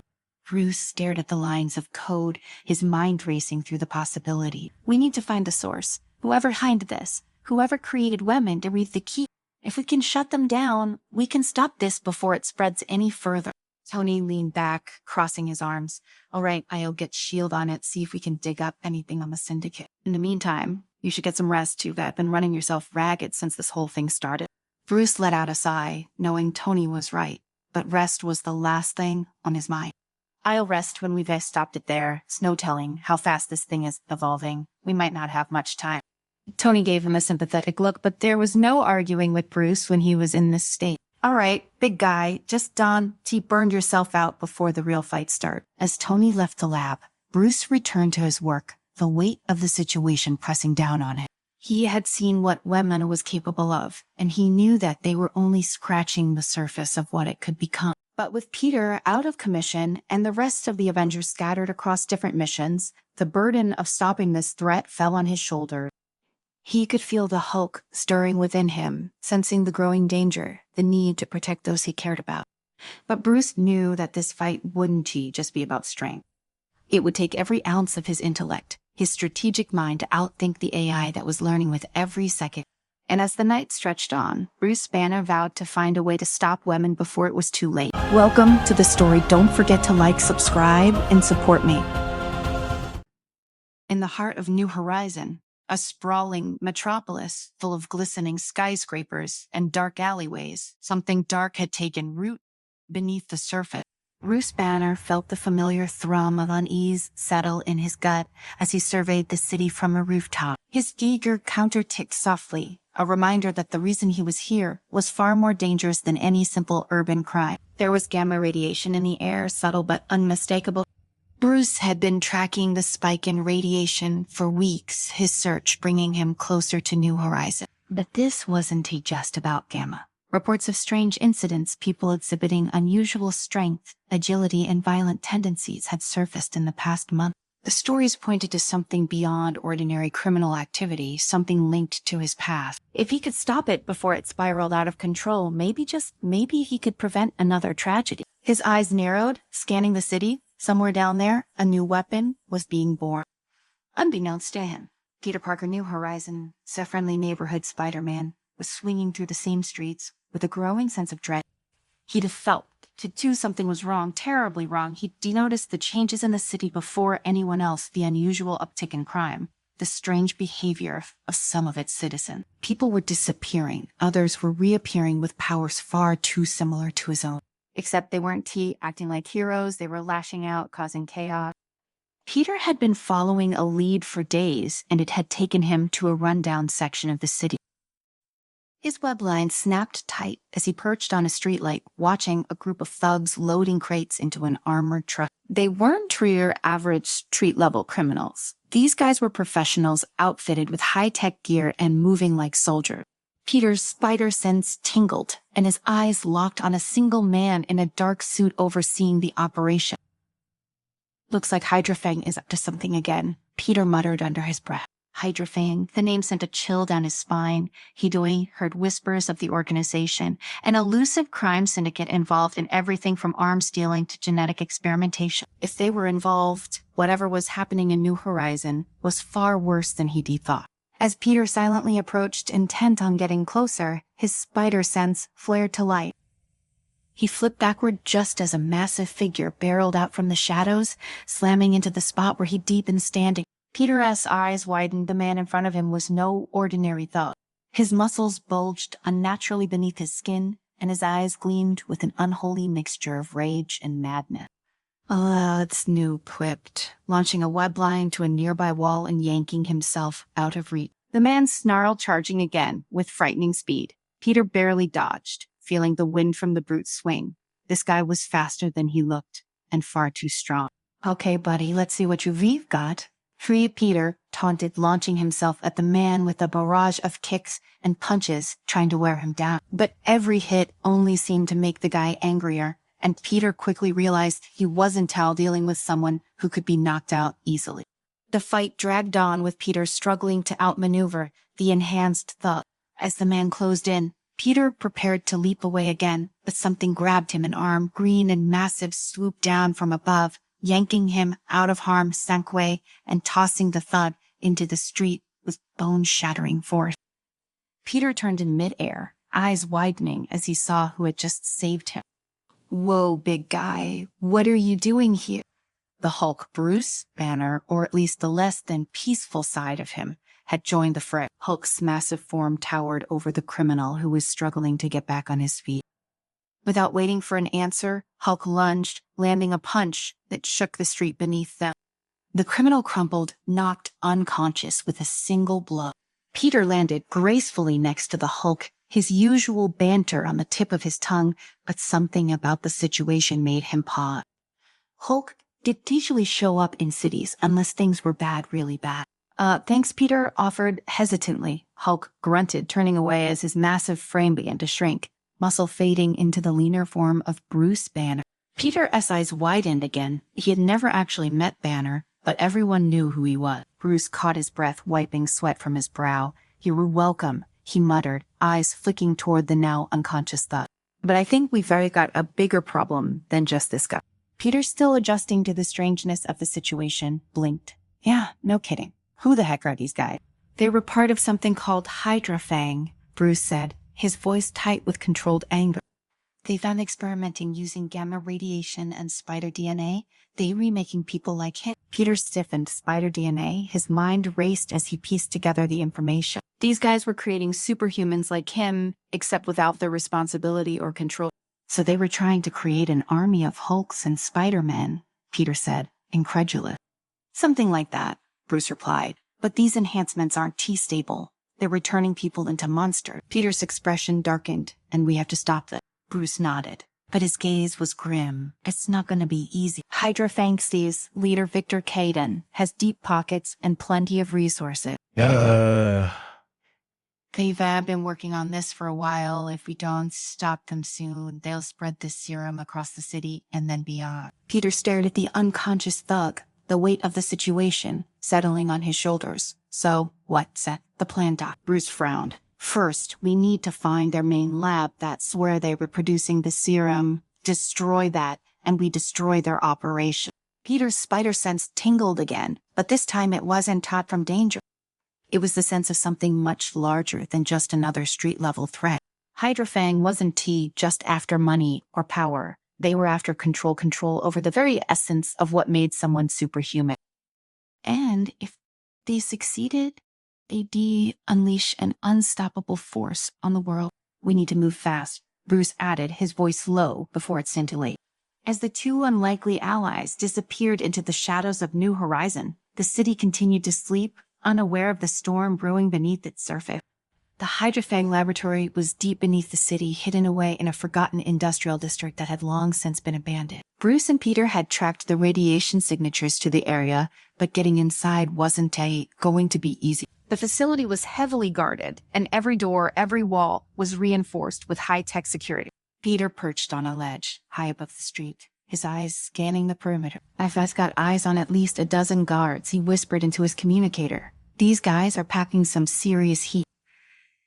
Bruce's voice crackled through the earpiece. "We'll have to be careful. They've likely got more than just guns. Hydrafang has been stockpiling experimental tech for years." Peter sighed. "Great, just what we needed." But even as he spoke, his mind was working, analyzing the situation. He could take out the guards one by one silently, while Bruce had a less subtle approach between the two of them. They had a shot. "Let's do this," Peter said, leaping into action. He moved like a shadow, his web slingers firing in rapid succession as he disarmed and immobilized the guard. One by one, they fell, never knowing what hit them. Within minutes, the outer perimeter was clear, and Peter dropped down beside Bruce, who was watching from a distance. "Nice work," Bruce muttered. "Now comes the hard part." They approached the entrance to the lab, a massive steel door that looked impenetrable. Bruce pulled out a small device, a portable gamma scanner, and waved it over the door's control panel. "Gamma locked?" he muttered. "They were using my own tech against me." Peter frowned. "Can you get us in?" Bruce nodded grimly. "I designed the lock. I can break it." As Bruce worked on the door, Peter kept a watchful eye on their surroundings. His spider sense tingled, but there was something off about it. The danger wasn't immediate, but it was close, too close for comfort. Suddenly, the door clicked open with a soft hiss. Bruce glanced up, his face hard with determination. "Let's go." They slipped inside, the sterile white walls of the lab illuminated by harsh fluorescent light. The hum of machinery filled the air, and Peter's skin crawled as he looked around. This place was wrong. Everything about it screamed danger. Bruce moved with purpose, his eyes scanning the lab for any signs of the serum. But what they found was far worse. Rows of glass chambers lined the walls, each one filled with a figure suspended in green liquid. Some were human, others less so. They were the failed experiments, the twisted results of Hydrafang's attempts to create their superhuman army. "This is what they've been doing," Bruce said quietly, his voice heavy with guilt. "This is what they've been using my research for." Peter swallowed hard, his stomach turning at the sight of This twisted display, the people inside the chambers, some of them barely recognizable as human anymore, floated in eerie silence, their bodies deformed by the grotesque combination of gamma radiation and spider DNA. Peter took a step closer to one of the tanks, his face tightening as he saw a young man, maybe no older than he was, twitch slightly inside the liquid. His skin had a sickly green hue, his arms elongated and clawed like some nightmarish version of Peter's own ability. "They're alive," Peter whispered, horrified. "Not for long if they keep this up," Bruce said, his voice cold. "The serum's unstable, it enhances their physical capabilities, but at a cost they breed all on borrowed time." Peter turned to Bruce, a lump forming in his throat. "We need to get them out of here. They didn't ask for that." Bruce nodded, though. His eyes were dark with the weight of impossible decision. "We will, but first, we have to stop Victor Cannon from making more of them. If we don't, this city said just the beginning." They moved deeper into the lab, passing more rows of experiments, each more monstrous than the last. The air was thick with the faint scent of chemicals and something else, something metallic and wrong. Peter's instincts told him danger was near, but nothing could have prepared him for what they found in the main chamber. Victor Cannon stood at the center of the room, his back to them, arms crossed behind him. His dark suit was pristine, his stance calm and confident. Surrounding him were massive vats of the arachnar serum, their contents glowing with a sickly green light. Kate turned to turn as Bruce and Peter approached, as if he had been expecting them all along. "So, this is where it all leads," Bruce said, his voice low and steady, but filled with anger. "Are you reusing my work to create monster?" Victor finally turned, a thin smile tugging at the corners of his mouth. "Monsters, no Dr. Banner, I am creating the next evolution of humanity. Stronger, faster, more resilient. Your research combined with Mr. Parker's unique genetic material has allowed us to achieve something extraordinary." Peter stiffened, stepping forward. "You're not evolving humanity. You're turning them into weapons, mindless killers. I've seen what your serum does to people." Victor's smile widened. But you misunderstand, Mr. Parker. They were only mindless if they were weak. The strong, those with true potential, will survive the process. They will become gods." Bruce clenched his fists, the air around him vibrating with the barely contained rage that always simmered beneath the surface. "You're replaying with forces. You don't understand the gamma radiation alone." Victor cut him off with a sharp laugh. "However, the gamma radiation was the key. Dr. Banner, without your research, this would have been impossible, and now the world will bow to the power I've created." Peter's spider sense flared just as a group of Hydra-Fang soldiers stepped out from the shadows, their bodies hulking and distorted from the serum. They moved with unnatural speed surrounding Bruce and Peter, blocking any escape. "This ends now, Caton," Bruce shouted, his voice growing deeper as the Hulk began to take over. His body swelled, muscles ripping through his clothes as the transformation completed in seconds. The Hulk roared, the sound shaking the very walls of the lab. Peter didn't wait. In a blur of motion, he launched himself into the fray, webbing one of the soldiers before he could react, yanking him off his feet. The fight exploded into chaos. The Hulk barreled through the soldiers, each punch sending shockwaves through the room. He was a force of nature, unstoppable and brutal, but the soldiers, enhanced with the same unstable power, were stronger than any normal human. They fought back with ferocity, their movements erratic and unpredictable, driven by the madness that the serum had instilled in them. Peter darted between the combatants, using his agility to stay out of reach, webbing their legs and hands to slow them down, but even he found himself struggling to keep up. The serum had turned these men into something far worse than just thugs. They were almost animalistic in their aggression, lashing out wildly, heedless of the damage they were causing to themselves or their surroundings. "Hey, big guy," Peter shouted, swinging past the Hulk and landing a kick to one soldier's face. "Very little help here?" The Hulk didn't respond with words, only with action. He grabbed two soldiers and slammed their heads together with a sickening crunch. Peter winced, but kept moving, knowing that every second counted. They had to stop Kanan before he unleashed this horror on the rest of the world. Victor Caden stood back, watching the chaos unfold with an almost serene expression. He reached into his jacket and pulled out a small vial of the serum, his final card to play. With one swift motion, he injected it into his own arm. Peter's heart sank as Kagan's body began to convulse, his muscles bulging grotesquely as the serum took effect. He let out a guttural growl, his eyes glowing with a sickly green light. His transformation was faster than any of the others, and within moments Caden stood before them, towering and monstrous, his grin twisted with madness. "You see, gentlemen," Caden growled, his voice deeper and distorted, "I am the future." Without warning, Kane lunged at the Hulk with terrifying speed, catching the massive green giant off guard. The two titans collided with a force that shook the lab, sending equipment flying in all directions.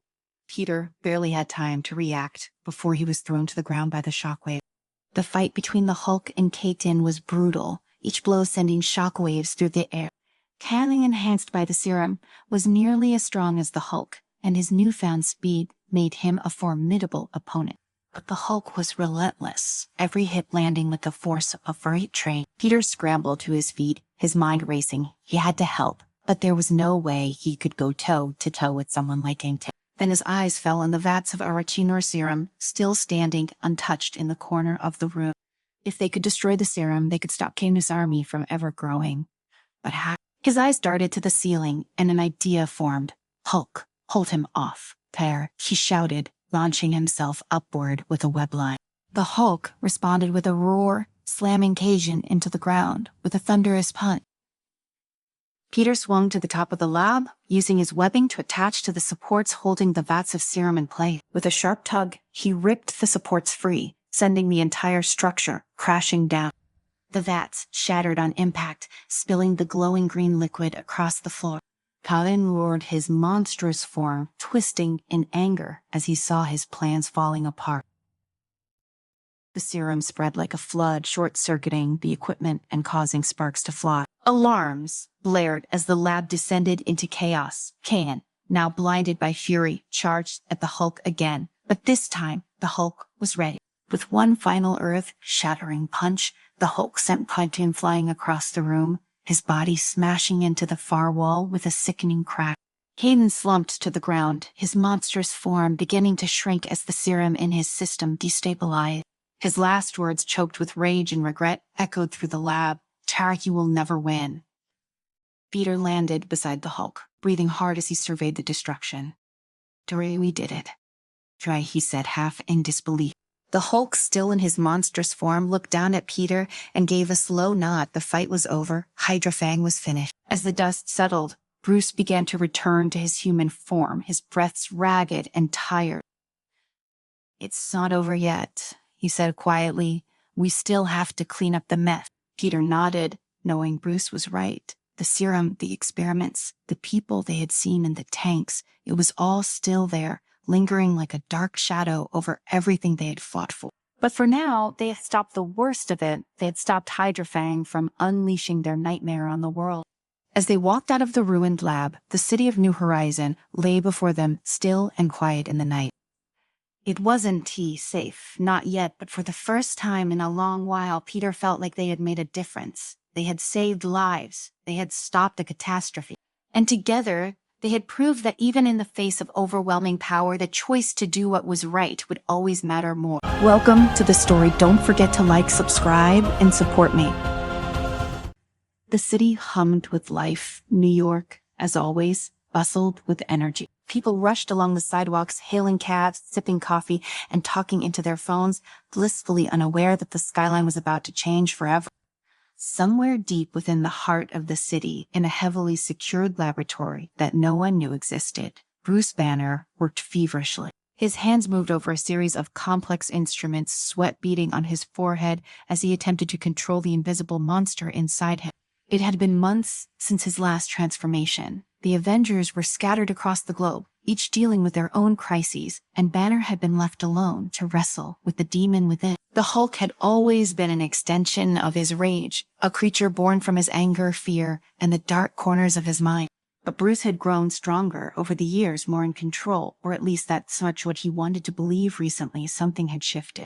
He felt it now more than ever, a fracture, deep within his psyche, like a hairline crack running through his brain, growing longer, wider, more dangerous with each passing moment. He knew something was wrong, and tonight, as the full moon hung heavy over the city, he was running out of time to fix it. Just a little more, just a little longer, Bruce whispered to himself, his voice strained. The experiment in front of him whirred to life. A gamma pulse flickered through the air, making the hair on his arm stand up. He gritted his teeth, fingers flying across the console as he monitored the result. But something in the data was off, wildly fluctuating beyond what he'd anticipated.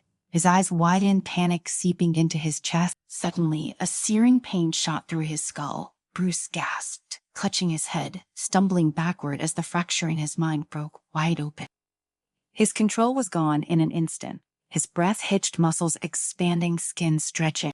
The green washed over him, starting at his fingertips and consuming him entirely. No, he roared, voice deepening, warping into something primal. The Hulk surged to the surface, his anger spilling over like a tidal wave, and this time there was no banner to pull him back. Spider-Man swung through the skyscrapers, enjoying the crisp night air as it whipped past him. Patrol had been uneventful, just the way he liked it. Peter Parker often thought about how quiet nights like these were deceptive. New York City had a way of masking its dangers, like a ticking time bomb hidden beneath the noise of traffic and the flickering neon lights tonight, though all seemed peaceful, until his spider sense tingled. Peter's reflexes kicked in instantly. He flipped in midair, shooting a web at a nearby building and pulling himself higher. He narrowed his eyes behind the mask, scanning the streets below for any sign of danger. And then he saw it. A massive shadow moved between two towering buildings in the distance, and with it the telltale sound of destruction, concrete crumbling, metal groaning under strain, the panicked screams of people running for their lives. Peter's heart sank. He need to see the green skin to know who was responsible. The Hulk. Ah, crap, Peter muttered to himself. This can too be good. In a matter of seconds, he was swinging in the Hulk's direction, the sounds of chaos growing louder. Peter knew Bruce Banner had fought alongside him on more than one occasion. But this didn't feel like the same Hulk he'd come to know. The Hulk Peter remembered had a modicum of control, a presence of mind that was absent from the wreckage unfolding below him. As Peter neared the scene, his fears were confirmed. The Hulk rampaged through a crowded street, his massive hands tearing chunks of asphalt from the ground and hurling them at random. Cars flipped end over end, smashing into storefronts. Civilians screamed and scattered, some lucky enough to escape, others buried under the debris. Spider-Man's first instinct was to drop in, quip a joke, and hope he could talk the Hulk down. But one look into those glowing green eyes told him it wouldn't work. This Hulk wasn't listening. "Hey, big guy," Spider-Man called out, landing on the edge of a nearby building. "I don't know if you've noticed, but you were kind of leveling half of Manhattan here. Maybe we could take this somewhere less populated." The Hulk turned his head toward the sound of Peter's voice, his eyes narrowing. A low, guttural growl emanated from deep in his chest. There was no recognition there, no flicker of Bruce trying to break free. This was pure, unadulterated rage. Peter's stomach twisted. He shot a web and swung closer, hoping that maybe, just maybe, he could get through. "Bruce, come on, man. I know you risk in there. We've been through worse than this, right? Let's silly just..." He didn't get to finish his sentence. The Hulk roared, a thunderous sound that shook the very ground, and lunged at Spider-Man with blinding speed. Peter barely had time to react, flipping backward and shooting another web to pull himself out of harm. Sweat. "Okay, so talking's not gonna work," he muttered under his breath. "Plan B then." The next few minutes were a blur of movement. Spider-Man dodged and weaved, doing everything in his power to stay one step ahead of the Hulk's devastating blow. Each punch from the Hulk cracked the pavement, sending shockwaves through the street. Peter fired web after web, trying to slow the giant down, but it was like trying to stop a freight train with a piece of string. He had no idea what had happened to Bruce, but one thing was clear. This wasn't just a Hulk out of control. This was a Hulk without any trace of Banner's humanity to hold him back. As Peter swung past a toppled building, he caught a glimpse of something that made his blood run cold. A mother and her young son trapped under the wreckage of a collapsed street lamp. The boy's eyes were wide with terror, his mother frantically trying to shield him from the falling debris.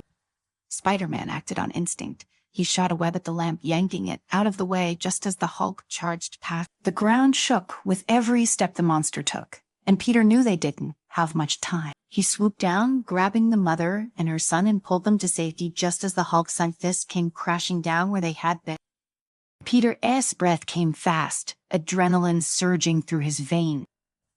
This wasn't a battle he could win. Not like this. He needed to get Bruce back, to find some way to reach him. But with each passing second, the Hulk grew more violent, more destructive. Think, Peter, think, he whispered to himself, crouched on a rooftop watching the chaos below. He couldn't just keep dodging forever. Sooner or later, someone else was going to get hurt, or worse. That's when it hit him. If he couldn't stop the Hulk physically, maybe he could stop him mentally. In an abandoned Stark Industries warehouse on the edge of the city, Peter found what he was looking for. The neural inhibitor device. He remembered Tony Stark mentioning it once, something that could be used to calm a rampaging Hulk. Peter had never seen it in action, but right now it was the only thing that could potentially work. As he strapped the device to his wrist, he couldn't help but feel a surge of doubt. Could this really bring Bruce back, or was it too late for that? He didn't have time to second-guess himself. The Hulk's soft path of destruction was headed straight for the heart of New York, and if Peter didn't act soon, there wouldn't be a city left to save. With the device secured, Spider-Man swung back into the fray. The Hulk was already tearing through another street, roaring in frustration as more civilians scrambled to get out of his way. "Hey, Green," Peter shouted, hoping to grab the Hulk's attention. The Hulk turned, his eyes narrowing as they locked onto Spider-Man.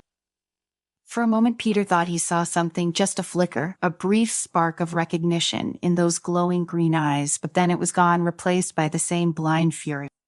"All right, here goes nothing," Peter muttered. He activated the neural inhibitor, sending a pulse of energy directly toward the Hulk. For a second, the Hulk paused, his massive form twitching as the device took hold. But then, with a roar of defiance, the Hulk shrugged it off, smashing his fists into the ground with enough force to send Peter flying. Okay, that didn't go as planned, Peter groaned, pulling himself to his feet. His body ached, but he wasn't done yet. There had to be another way. Peter stood up, his entire body throbbing from the Hulk's latest blow. His mind raced, struggling to come up with a plan. The neural inhibitor had failed, but that brief flicker of hesitation in the Hulk's eyes gave Peter a glimmer of hope. Somewhere inside that beast, Bruce was still there. He had to be. Spider-Man couldn't waste any more time. The city was hanging by a thread, and with every second the Hulk remained in this state, more lives were in danger. Peter scanned the chaotic streets, trying to figure out his next move. The destruction spread for blocks, windows shattered, cars overturned, and sirens wailed in the distance. This was up to him. He swung down from the rooftop, darting between crumbling buildings and dodging debris. The Hulk had already moved further downtown, leaving a trail of destruction in his wake. Peter had to stop thinking of him as the Hulk. This was Bruce. He had to believe that if he didn't there'd be no way to reach it. Peter caught up to the rampaging giant near Central Park. The once lush greenery had been reduced to a war zone, trees uprooted, benches smashed, the pathways cracked and torn apart by the Hulk's monstrous footsteps. Spider-Man took a deep breath, steeling himself for what was likely to be the most dangerous fight of his life. The Hulk, standing in the middle of what had been a peaceful clearing, roared with fury. His massive fists pounded the ground, sending shockwaves through the park. Peter knew that if he tried to face him head-on, it would be over in seconds. He had to use his head, like always. Peter swung around the trees, keeping his distance while trying to catch the Hulk's attention. "Bruce, I know you were in there," he shouted, hoping his voice could cut through the rage. "You've got to fight it. This isn't cheap." The Hulk turned toward him, his face twisted in anger, but something flickered in his eyes again. Peter's heart raced. It was barely a spark, but it was there. He pushed on, desperate to keep that tiny thread of humanity from slipping away completely. "I've seen you beat this before, Bruce. You can control it. You don't have to let the Hulk win." Peter's voice cracked with the strain, the weight of the situation pressing down on him. He wasn't sure if Bruce could hear him, but he had to believe he could. That was the only way forward. The Hulk hesitated, his hulking frame stiffening as Peter's words seemed to sink in. For a brief moment, the monster stopped moving, the ground around him stopped shaking, and the distant sound of destruction faded into an eerie stillness. Peter lowered himself to the ground, cautiously approaching the Hulk. "That's it. Big guy, you were still in control. I know you are. Just focus. We can get through this together." But the stillness didn't last. As if sensing the internal struggle within, the Hulk roared once more, louder than before, and lashed out violently. He swung his massive arm in a wide arc, and Peter barely managed to dive out of the way before the blow could connect. Peter hit the ground hard, rolling to his feet in a daze. This wasn't working. He could keep doing this forever. The Hulk was too powerful, and Spider-Man knew he couldn't take another hit like that. Desperate, Peter reached for the neural inhibitor. Again, he wasn't sure how much more the device could take, but he had no other choice. He activated it, sending another pulse of energy toward the Hulk. This time, the effect was immediate. The Hulk staggered, clutching his head in agony as the pulse disrupted his rage-filled mind. Peter sprinted forward, webbing onto the Hulk's arm and pulling himself up to the monster's shoulder. He clung there, inches from the Hulk's face, and screamed with all the force he could muster. "Bruce, come on, you were stronger than this. Don't tell you let it end like that." The Hulk's eyes blinked, flickered, and for a heartbeat, Peter saw something familiar. The rage receded, and Bruce Banner, as haunted gaze met Spider-Man's set, his voice came out in a strained, broken whisper. "Peter, help me." Peter's chest tightened. Bruce was in there, fighting for control. But just as quickly as Bruce had appeared, the Hulk's fury surged back, overwhelming the scientist once more. The monster howled, swiping at Spider-Man and sending him flying through the air. Peter tumbled across the ground, landing hard on his side. Pain coursed through his body, but he couldn't stop now. He couldn't give up. Not when Bruce was so close to breaking through. Gritting his teeth, Peter forced himself to his feet, his vision blurring from the strain. The Hulk loomed over him, chest heaving, his face twisted in rage. But beneath it, Peter could still see the shadow of Bruce Banner, trapped desperate. He had to reach him, had to break through the wall of anger and violence that kept the man locked away. Peter's mind raced as he stood before the Hulk, trying to think of something, anything that could tip the balance. And then he remembered the recordings, the old videos of Bruce talking to himself, trying to rationalize his struggle with the Hulk. The ones that had revealed his greatest fear, losing himself completely. Peter tapped into the small communicator on his wrist, hoping the device could transmit the recording into the Hulk's mind. He scrolled through until he found the file, Bruce's own voice, raw and full of pain, talking about his fear of becoming a monster forever. "Play," Pierre whispered, and the audio crackled to life. The Hulk froze as Bruce's voice echoed through the air. "I don't want to hurt anyone. I don't want to lose control, but sometimes it feels like I already have. The Hulk is me, and I am him. We were the same, but I don't know if I can come back from this." The effect was immediate. The Hulk staggered, his eyes wide with confusion. Peter watched in awe as the monstrous figure seemed to shrink, just a little, as Bruce's voice played over and over.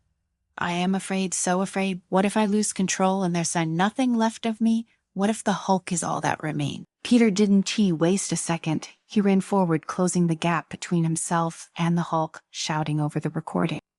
"You are not gone, Bruce. You are still here. You can beat this. You have to beat this." The Hulk's body trembled, and the green in his eyes dimmed. His massive frame wavered, shrinking slightly as Bruce sighed and fought to regain control. "Bruce, listen to me," Peter said, voice hoarse from shouting. "You re not just the Hulk. You re Bruce Banner. You re a scientist, a genius, and you re one of the strongest people I know. You can control this. You can." For what felt like an eternity, the Hulk stood frozen, his body trembling, his face a mask of pain. Peter held his breath, waiting, hoping. And then slowly, the Hulk began to shrink. His massive muscles receded, his skin turned pale, and his face softened. In moments, the Hulk was gone, and Bruce Banner stood in his place, trembling and weak, but himself. Peter rushed forward, catching Bruce before he could collapse to the ground. The scientist's body shook with exhaustion, and his eyes were filled with tears. I didn't think I could stop it," Bruce whispered, his voice barely audible. Peter held him steady, his own heart pounding in his chest. "You did, Bruce. You did it." Bruce looked up at him, his expression one of raw gratitude and guilt. I could be killed so many people. "But you didn't," Peter said firmly. "You stopped it before it got that far. You were stronger than you think." The sounds of sirens grew louder in the distance, and Peter knew the authorities would be there soon. But for now, the city was safe. The destruction had ended, and Bruce was back. As the two of them sat amidst the wreckage, the enormity of what had just happened began to sink in. Bruce had come close to losing himself completely, to becoming nothing more than a mindless monster. But thanks to Peter's determination and Bruce's own strength, they had pulled him back from the edge. Peter let out a long breath, the adrenaline finally leaving his system. He glanced down at Bruce, who was still staring at the ground, lost in his own thought. "Hey, Peter," said softly, nudging him. "You were going to be okay, Bruce. We'll get through this together." Bruce nodded slowly, though the weight of what had happened still hung heavily on his shoulder. "I don't know if I can keep doing this," he admitted quietly. "What if next time I don't dare come back?" Peter didn't have an easy answer for that, but he did know one thing for sure. "We'll figure it out," he said. "We always do." And as the sun began to rise over the shattered city, Peter knew that despite everything, they had won. Bruce had fought back the darkness inside him, and no matter what came next, Spider-Man would be there to help him every step of the way. Welcome to the story. Don't forget to like, subscribe, and support me. Peter Parker's phone buzzed loudly on the desk, the notification lighting up the screen. He glanced over with disinterest, still tinkering with the miniature drone in his hand. His lab was scattered with half-finished gadgets, web fluid cartridges, and hastily written notes from his last late-night session. Breaking news: Bruce Banner captured high-tech prison to hold the Hulk. Peter's heart skipped a beat, his fingers stopped moving, and the drone he'd been working on clattered to the floor. He picked up the phone, eyes scanning the headline again and again, not wanting to believe it. Bruce Banner captured the Hulk in prison. The newsfeed was awash with footage of military transports moving through barren, dust-filled roads, their cargo protected by drones, soldiers, and towering men. In the center of it all, encased in a massive, heavily reinforced cage, was Bruce Banner. No Hulk, just Bruce, looking more vulnerable than Peter had ever seen him. The live feed cut to the exterior of a sprawling high-tech facility. This wasn't just any prison. This was built for a very specific purpose. Peter's mind raced. Bruce must have let them take him without a fight, probably out of fear of causing destruction. But that meant they knew how to contain him. The prison, according to the report, was equipped with cutting-edge technology designed to suppress gamma energy. They'd found a way to keep the Hulk at bay, and they intended to keep Bruce locked up permanently. He closed his eyes, exhaling slowly. He could see Bruce's face in his mind, tired, resigned, but still trying to do the right thing. Peter couldn't let this stand. Not when his friend, one of the most brilliant minds he'd ever known, was being treated like a monster. He didn't have much time. He swung into action, grabbing his backpack and hastily shoving some gear inside, a portable web shooter modification kit, his spider tracers, and the wrist-mounted Hollis interface Tony had given him years ago. He did need every piece of tech he could get his hands on to break into the prison and pull off what he was about to attempt. This wasn't going to be a simple smash-and-grab job. Brute strength wasn't going to work. He'd all have to rely on his brain, his agility, and everything Tony Stark had taught him about outsmarting highly advanced systems. Time to be the friendly neighborhood genius, Peter muttered to himself as he suited up. The red and blue suit clung to him like a second skin, familiar and comforting, though the weight of responsibility now felt heavier than usual. He checked the web shooters one last time, adjusted the lenses in his mask, and then leaped from his apartment window, swinging through the night sky, heading toward the prison complex on the outskirts of the city. The prison loomed on the horizon, a metallic fortress glinting under the harsh floodlights that surrounded it. The place was a maze of walls, sensors, and security drones, all interconnected and watching for any sign of intrusion. Peter perched on a nearby rooftop, surveying the facility with narrowed eyes. He activated the wrist-mounted Hull interface, pulling up a 3D schematic he'd pieced together from hacking into the building as blueprint. "This place is a fortress," he muttered, watching as red warning symbols blinked over nearly every inch of the map. Energy shields, thermal sensors, motion detectors. It was a veritable playground for a tech-savvy Spider-Man. And then there were the gamma nullifiers, highly specialized devices that were currently keeping Bruce Banner's gamma radiation suppressed, preventing him from transforming into the Hulk. Peter flexed his fingers, taking a deep breath. He had to move carefully. Any alarm, any mistake, and the prison's security would tighten like a noose, making escape impossible. He shot a web line, gliding silently over the outer walls, sticking to the shadow. The place was crawling with patrols, AI-driven sentinels, soldiers equipped with high-powered rifles and automated defense turrets. He hung upside down from a high tower, observing their patrol routes, waiting for the perfect moment to move. When a gap finally opened in the sentinels' route, he swung down, landing silently in the courtyard. Time to get to work. His first objective was to disable the gamma nullifiers. Without them, Bruce could transform and help in the escape. But getting to those devices meant breaching several layers of defenses, each one more sophisticated than the last.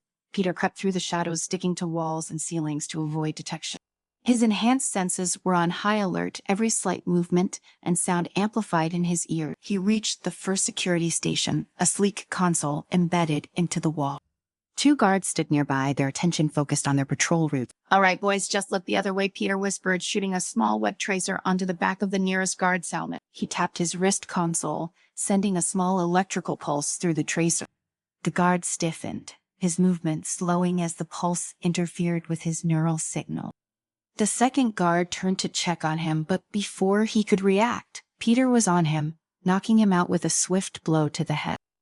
"Sorry guys, I'll make it up to you later." With the guards neutralized, Peter turned his attention to the console. He quickly overrode the basic security protocols, his fingers moving across the holographic interface in a blur. The screen flashed red as he initiated a shutdown of the external sensor. It wasn't time enough to disable the entire system, but it would buy him time. The gamma nullifiers were housed in a central chamber deep within the facility. Peter made his way inside, dodging laser tripwires and automated drones. He paused outside the chamber's reinforced door, his heart pounding. He couldn't just waltz in. There would be more defenses inside, and he'd have to act fast. "Okay, Pete, you've got this." Using his web shooters, he fired 2 lines at the ceiling, pulling himself up and sticking to the wall just above the doorframe. He slipped into the chamber upside down, his eyes scanning for traps. The room was filled with strange machinery, all centered around a massive generator that hummed with suppressed energy. In the middle of the room stood the gamma nullifier's sleek, black devices pulsing with a faint green light. Peter could feel the energy emanating from them, a low thrum that made the hairs on the back of his neck stand up. This was what was keeping Bruce Banner human. Peter dropped down silently, moving toward the control console.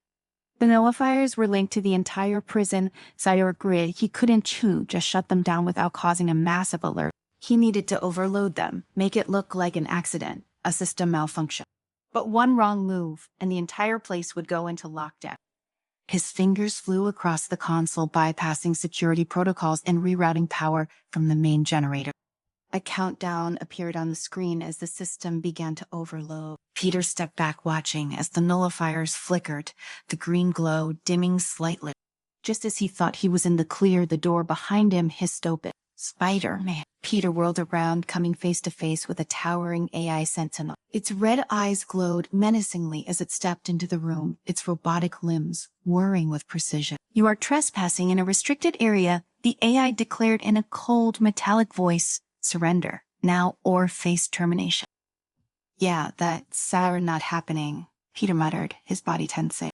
He fired a web at the sentinel, aiming to blind its sensors, but the machine was faster than he expected.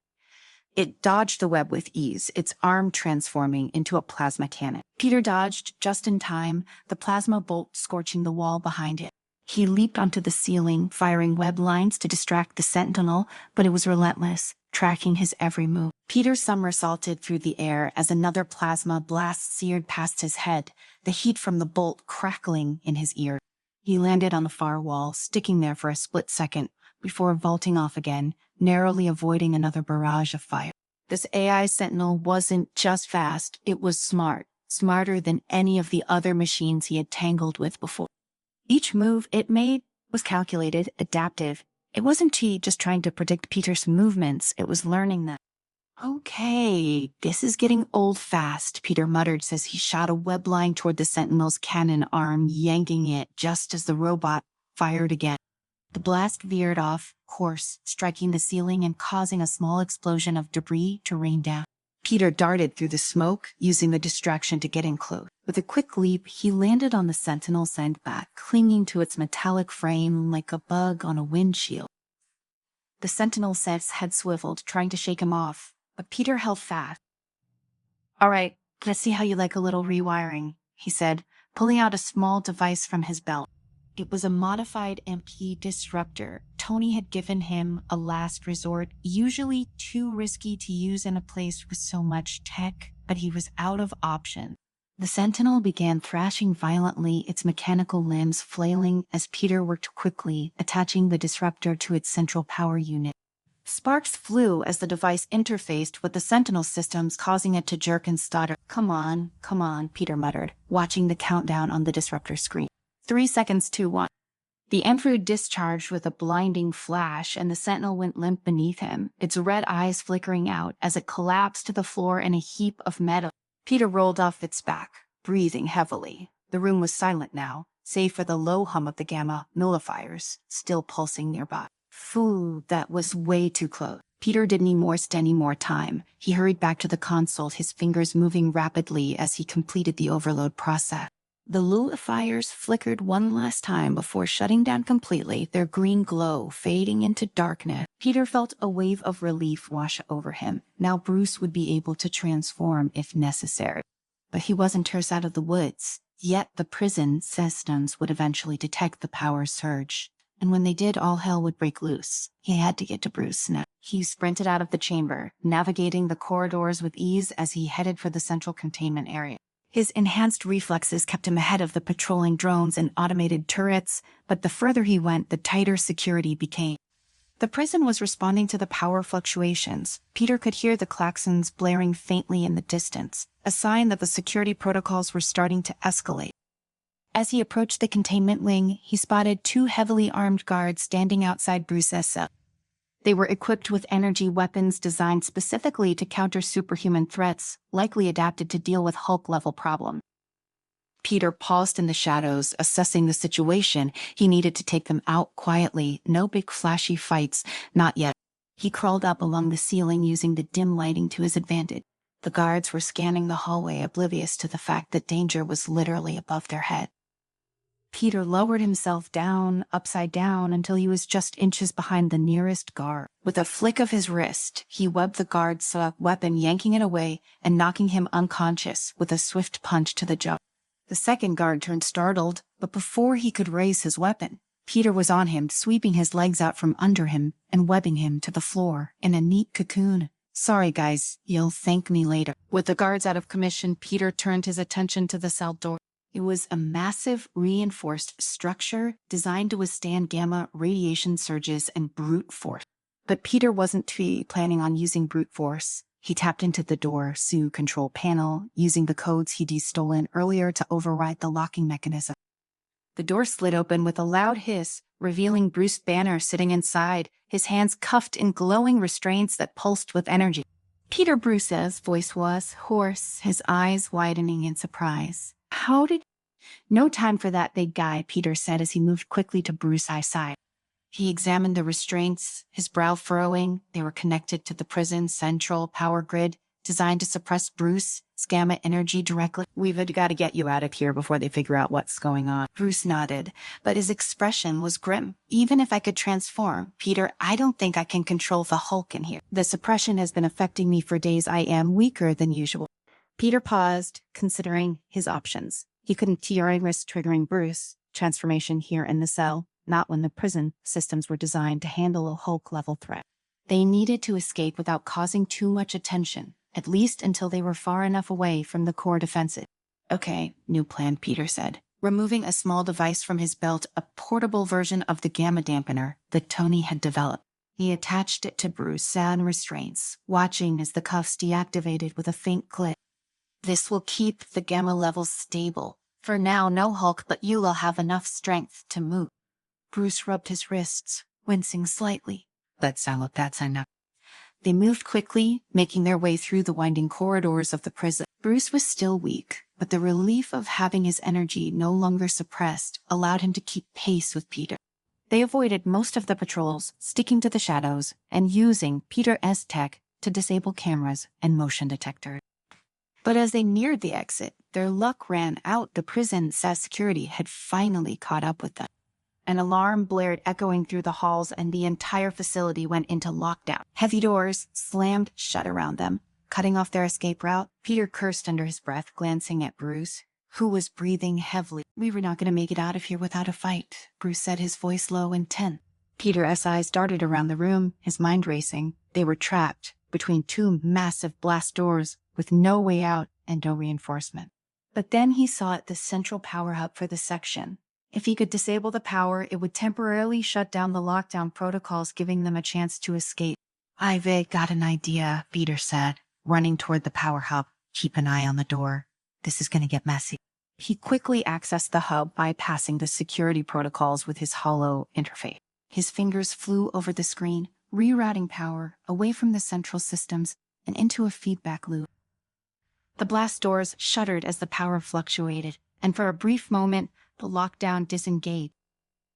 Go now, Peter shouted as the doors slid open just enough for them to squeeze through. They ran down the corridor, the sounds of approaching security forces growing louder. Bruce's strength was returning slowly, but they were still outnumbered and outgunned. As they neared the exit, Peter knew they were going to have to make a stand. He turned to Bruce, handing him a spare web shooter. I know it's not your usual style, but this might help. Bruce looked at the web shooter, a small smile tugging at the corners of his mouth. Never thought I'd be playing Spider-Man, but let's give it a shot. The two of them prepared for the onslaught, standing side by side as the doors to the exit burst open, revealing a squad of heavily armed guards and sentinels. The air was thick with tension, the sound of weapons charging filling the space. Peter's heart pounded in his chest, but he wasn't right afraid. He glanced at Bruce, who nodded grimly, his hands already raised in preparation for the fight. Ready? Let's do this. And with that, they charged into the fray. Welcome to the story. Don't forget to like, subscribe, and support me. The sun had barely risen over New York City when the sky ripped open. An object hurtled through the clouds, blazing a fiery trail that set off car alarms and rattled the windows of nearby buildings. In a flash, it slammed into Central Park, sending a shockwave across the city that left an eerie silence in its wake. The object, a spacecraft, massive and alien, smoldered in the center of the park. Its design was unlike anything humans had seen before, a sleek combination of metal and energy, glowing with an otherworldly power. As bystanders gathered at the edges of the park, the craft opened with a hiss and a figure emerged. He stood at least 12 feet tall, his body a grotesque fusion of muscle and machinery. His skin was a dark, deep green, almost black, and it shimmered with gamma energy. His eyes, glowing with an intense yellow light, surveyed the crowd as he stepped forward, his massive boots sinking into the earth with each step. He raised a hand, and the people instinctively backed away. I am the galactic giant. His voice boomed across the park, shaking the trees. I have come to Earth to deliver a message. Your experiments with gamma energy threaten the entire galaxy. I'm here to stop you. For a moment, the crowd was frozen in shock. Then panic erupted. People screamed and scattered in every direction, their fear feeding the chaos. The galactic giant watched impassively, his gaze sweeping over the city, as if calculating his next move. With a single step, he strode toward the nearest skyscraper, his presence alone causing the ground to tremble. News of the aliens' arrival spread quickly, reaching the ears of Bruce Banner, who was in his lab on the outskirts of the city. The moment he saw the footage on the news, he felt the blood drain from his face. This being, whoever he was, radiated gamma energy, an energy Bruce knew all too well. Damn it, Bruce muttered to himself, running a hand through his hair. This can't be happening. He quickly pulled out his phone and dialed Tony Stark, but the call went straight to voicemail. The Avengers were scattered, dealing with their own crises around the world. That left Bruce to handle this threat on his own, well, almost on his own. Bruce sent a quick message to Peter Parker, knowing that the young hero was patrolling the city. Spider-Man was the only one nearby who could help, even if he was completely outmatched. As Bruce headed for the door, he could feel the familiar heat rising in his chest, the telltale sign that the Hulk was stirring. He took a deep breath, forcing himself to stay calm. He needed to keep control, at least until he had a better idea of what they were dealing with. Meanwhile, Peter Parker was swinging through the city when he heard the explosion in Central Park. His spider sense had been going off like crazy for the past few minutes, but he hadn't been able to pinpoint the source. Now, as he approached the park, he saw the crowd running in terror and the massive figure striding toward the city. What the hell is that? Peter whispered to himself as he landed on a nearby rooftop, his eyes wide beneath the mask. He had seen plenty of strange things in his time as Spider-Man, but this was on another level. He fired a web and swung down toward the alien, hoping to get a closer look.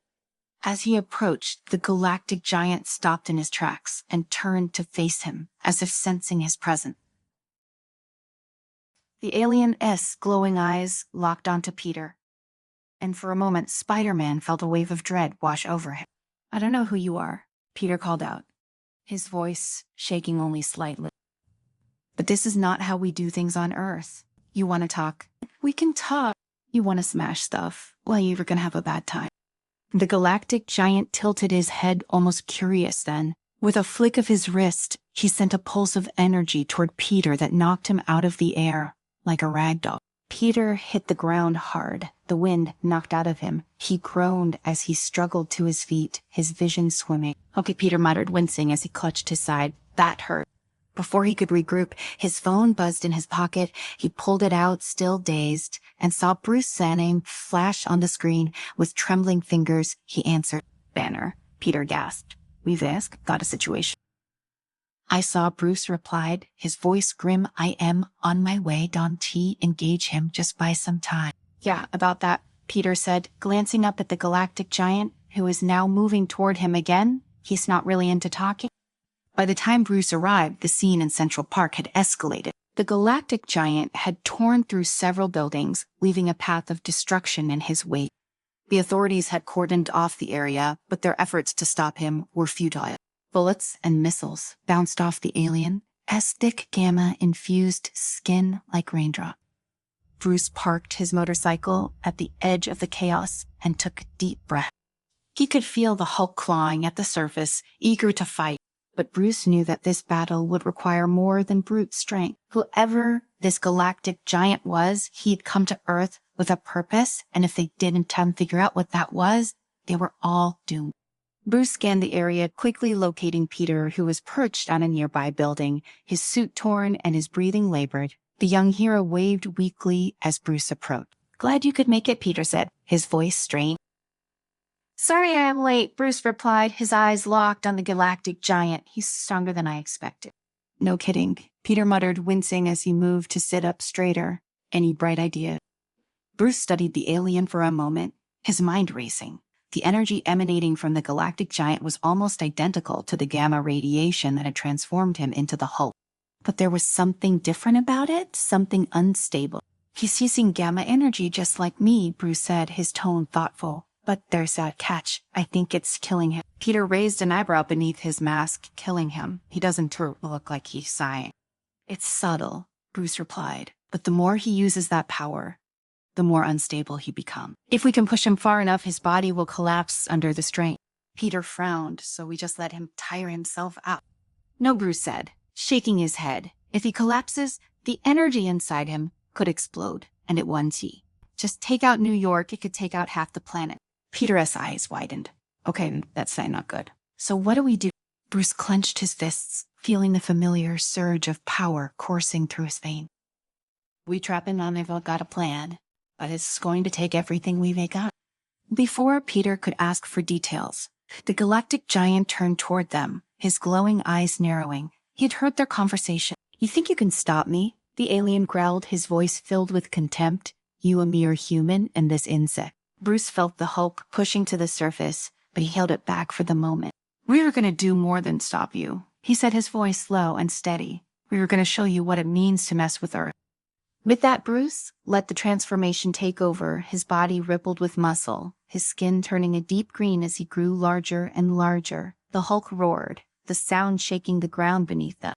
Peter, still wincing from his earlier injuries, nodded grimly. "All right, big guy," he muttered to himself. He fired a web at the galactic giant, pulling himself into the fray as the Hulk charged forward. The battle was on.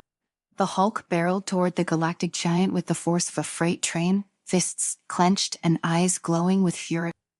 The alien stood his ground, his massive arms crossed in front of him as if daring the Hulk to strike. When they finally collided, the impact was deafening, sending shockwaves through the streets of New York. Cars were flipped, windows shattered, and the ground itself trembled beneath their feet. The Hulk swung his fist in a wide arc, connecting with the alien's jaw. The galactic giant staggered back slightly, his glowing eyes narrowing in anger. Peter swung into action, his webs shooting toward the alien, saw arms and legs in an attempt to immobilize him. He knew he couldn't stop the galactic giant by force, but maybe he could slow him down enough for the Hulk to gain the upper hand. As he swung overhead, he fired off quips trying to keep his own fear in check. "So, big guy, you come here often, or is this just a one-time planet-wrecking thing?" The galactic giant growled in response, swiping at Peter with a massive hand. Peter dodged, narrowly avoiding being crushed. "Guess I'll take that as a no," he muttered under his breath. The alien, frustrated by Spider-Man, set the agility, unleashed a pulse of gamma energy that radiated out from his body in a blinding flash of green light. The force of the blast sent Peter flying backward, crashing into a nearby building with a bone-jarring thud. He slid to the ground, his head spinning, his vision blurring. For a moment, he lay there, dazed, as the world seemed to spin around him. The Hulk, unaffected by the blast, roared in response, charging again. This time, he tackled the galactic giant, wrapping his massive arms around the alien and driving him into the ground. The two titans wrestled, their sheer strength tearing up the earth beneath them. Buildings shook, cars were tossed like toys, and the ground cracked under their weight. The galactic giant snarled, using his own strength to throw the Hulk off of him. He rose to his feet, his glowing eyes fixed on Bruce, now fully in Hulk form. "You are strong," the alien said, his voice filled with grudging respect, "but strength alone will not save your world." The Hulk growled in response, lunging again, but this time, the galactic giant was ready. He caught the Hulk mid-charge, gripping him by the throat and lifting him off the ground.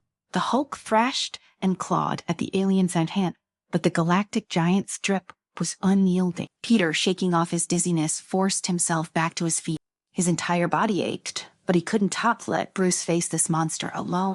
Summoning what little strength he had left, he fired a web at the alien's end, pulling himself toward the fight. "Hey, ugly, you've got another problem." Peter swung in and planted both feet against the galactic giant's face, kicking with all his might. The alien flinched, but didn't release his grip on the Hulk. "That's in it." The galactic giant sneered. "Is this the best your planet has to offer?" But as he said those words, Bruce saw his chance. With a surge of strength, the Hulk grabbed the alien's wrist and twisted, breaking free from his grip. The Hulk dropped to the ground and immediately landed a powerful uppercut to the galactic giant's chin.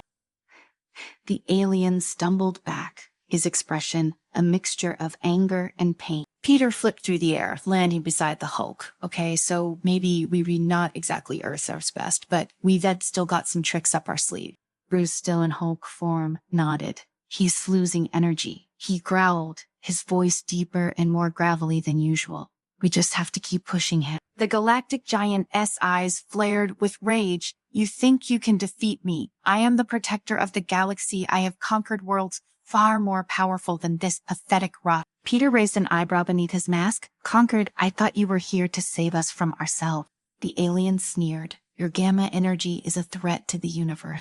If you continue down this path, you will bring destruction to countless worlds. I am here to ensure that does not happen." Bruce's eyes narrowed, even as the Hulk. He could feel the weight of the alien's word.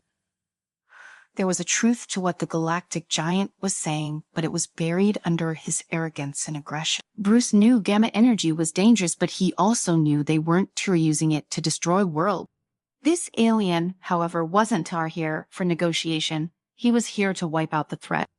The Hulk took a deep breath, focusing his thoughts, even as the rage threatened to overwhelm him. He needed to end this and fast. Peter Bruce growled, "I am going to need your help. We can let him keep drawing power from his gamma core. It's unstable. If we can, overload it."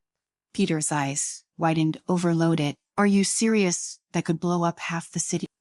"Not if we contain it," Bruce replied. "There's a gamma containment field in the old SHIELD facility. If we can get him there, we can trap him inside and force the overload." Peter glanced at the galactic giant, who was glaring at them both with pure hatred. "All right, I am in, but how do we get him there?" The Hulk grinned. "We make him follow us." Without another word, Bruce launched himself at the galactic giant again, delivering a series of quick, powerful punches. The alien staggered under the onslaught, his movements becoming slower and more sluggish with each hit. Peter darted in and out, firing webs at the alien's eyes and arms, trying to keep him off balance. The galactic giant roared in frustration, his gamma energy flaring wildly. "You dare challenge me? I will crush you both." Bruce and Peter exchanged a quick glance, then took off running in opposite directions. The galactic giant hesitated for a moment, unsure of who to follow. His eyes flicked between them, and finally he chose to go after the Hulk, recognizing him as the bigger threat. Bruce led the alien through the city, smashing through buildings and leaving a trail of destruction in their wake. Peter followed from above, using his webs to swing between buildings, keeping an eye on the situation. The shield facility wasn't too far, but they needed to time this perfectly. As they neared the facility, Bruce slowed down, allowing the galactic giant to catch up. The alien lunged at him, his massive fist swinging through the air. Bruce dodged at the last second, then grabbed the alien by the arm and threw him through the wall of the facility. The galactic giant crashed through the reinforced walls, landing inside the massive chamber where the gamma containment field was housed. Peter swung in, landing beside Bruce as they quickly activated the containment protocol.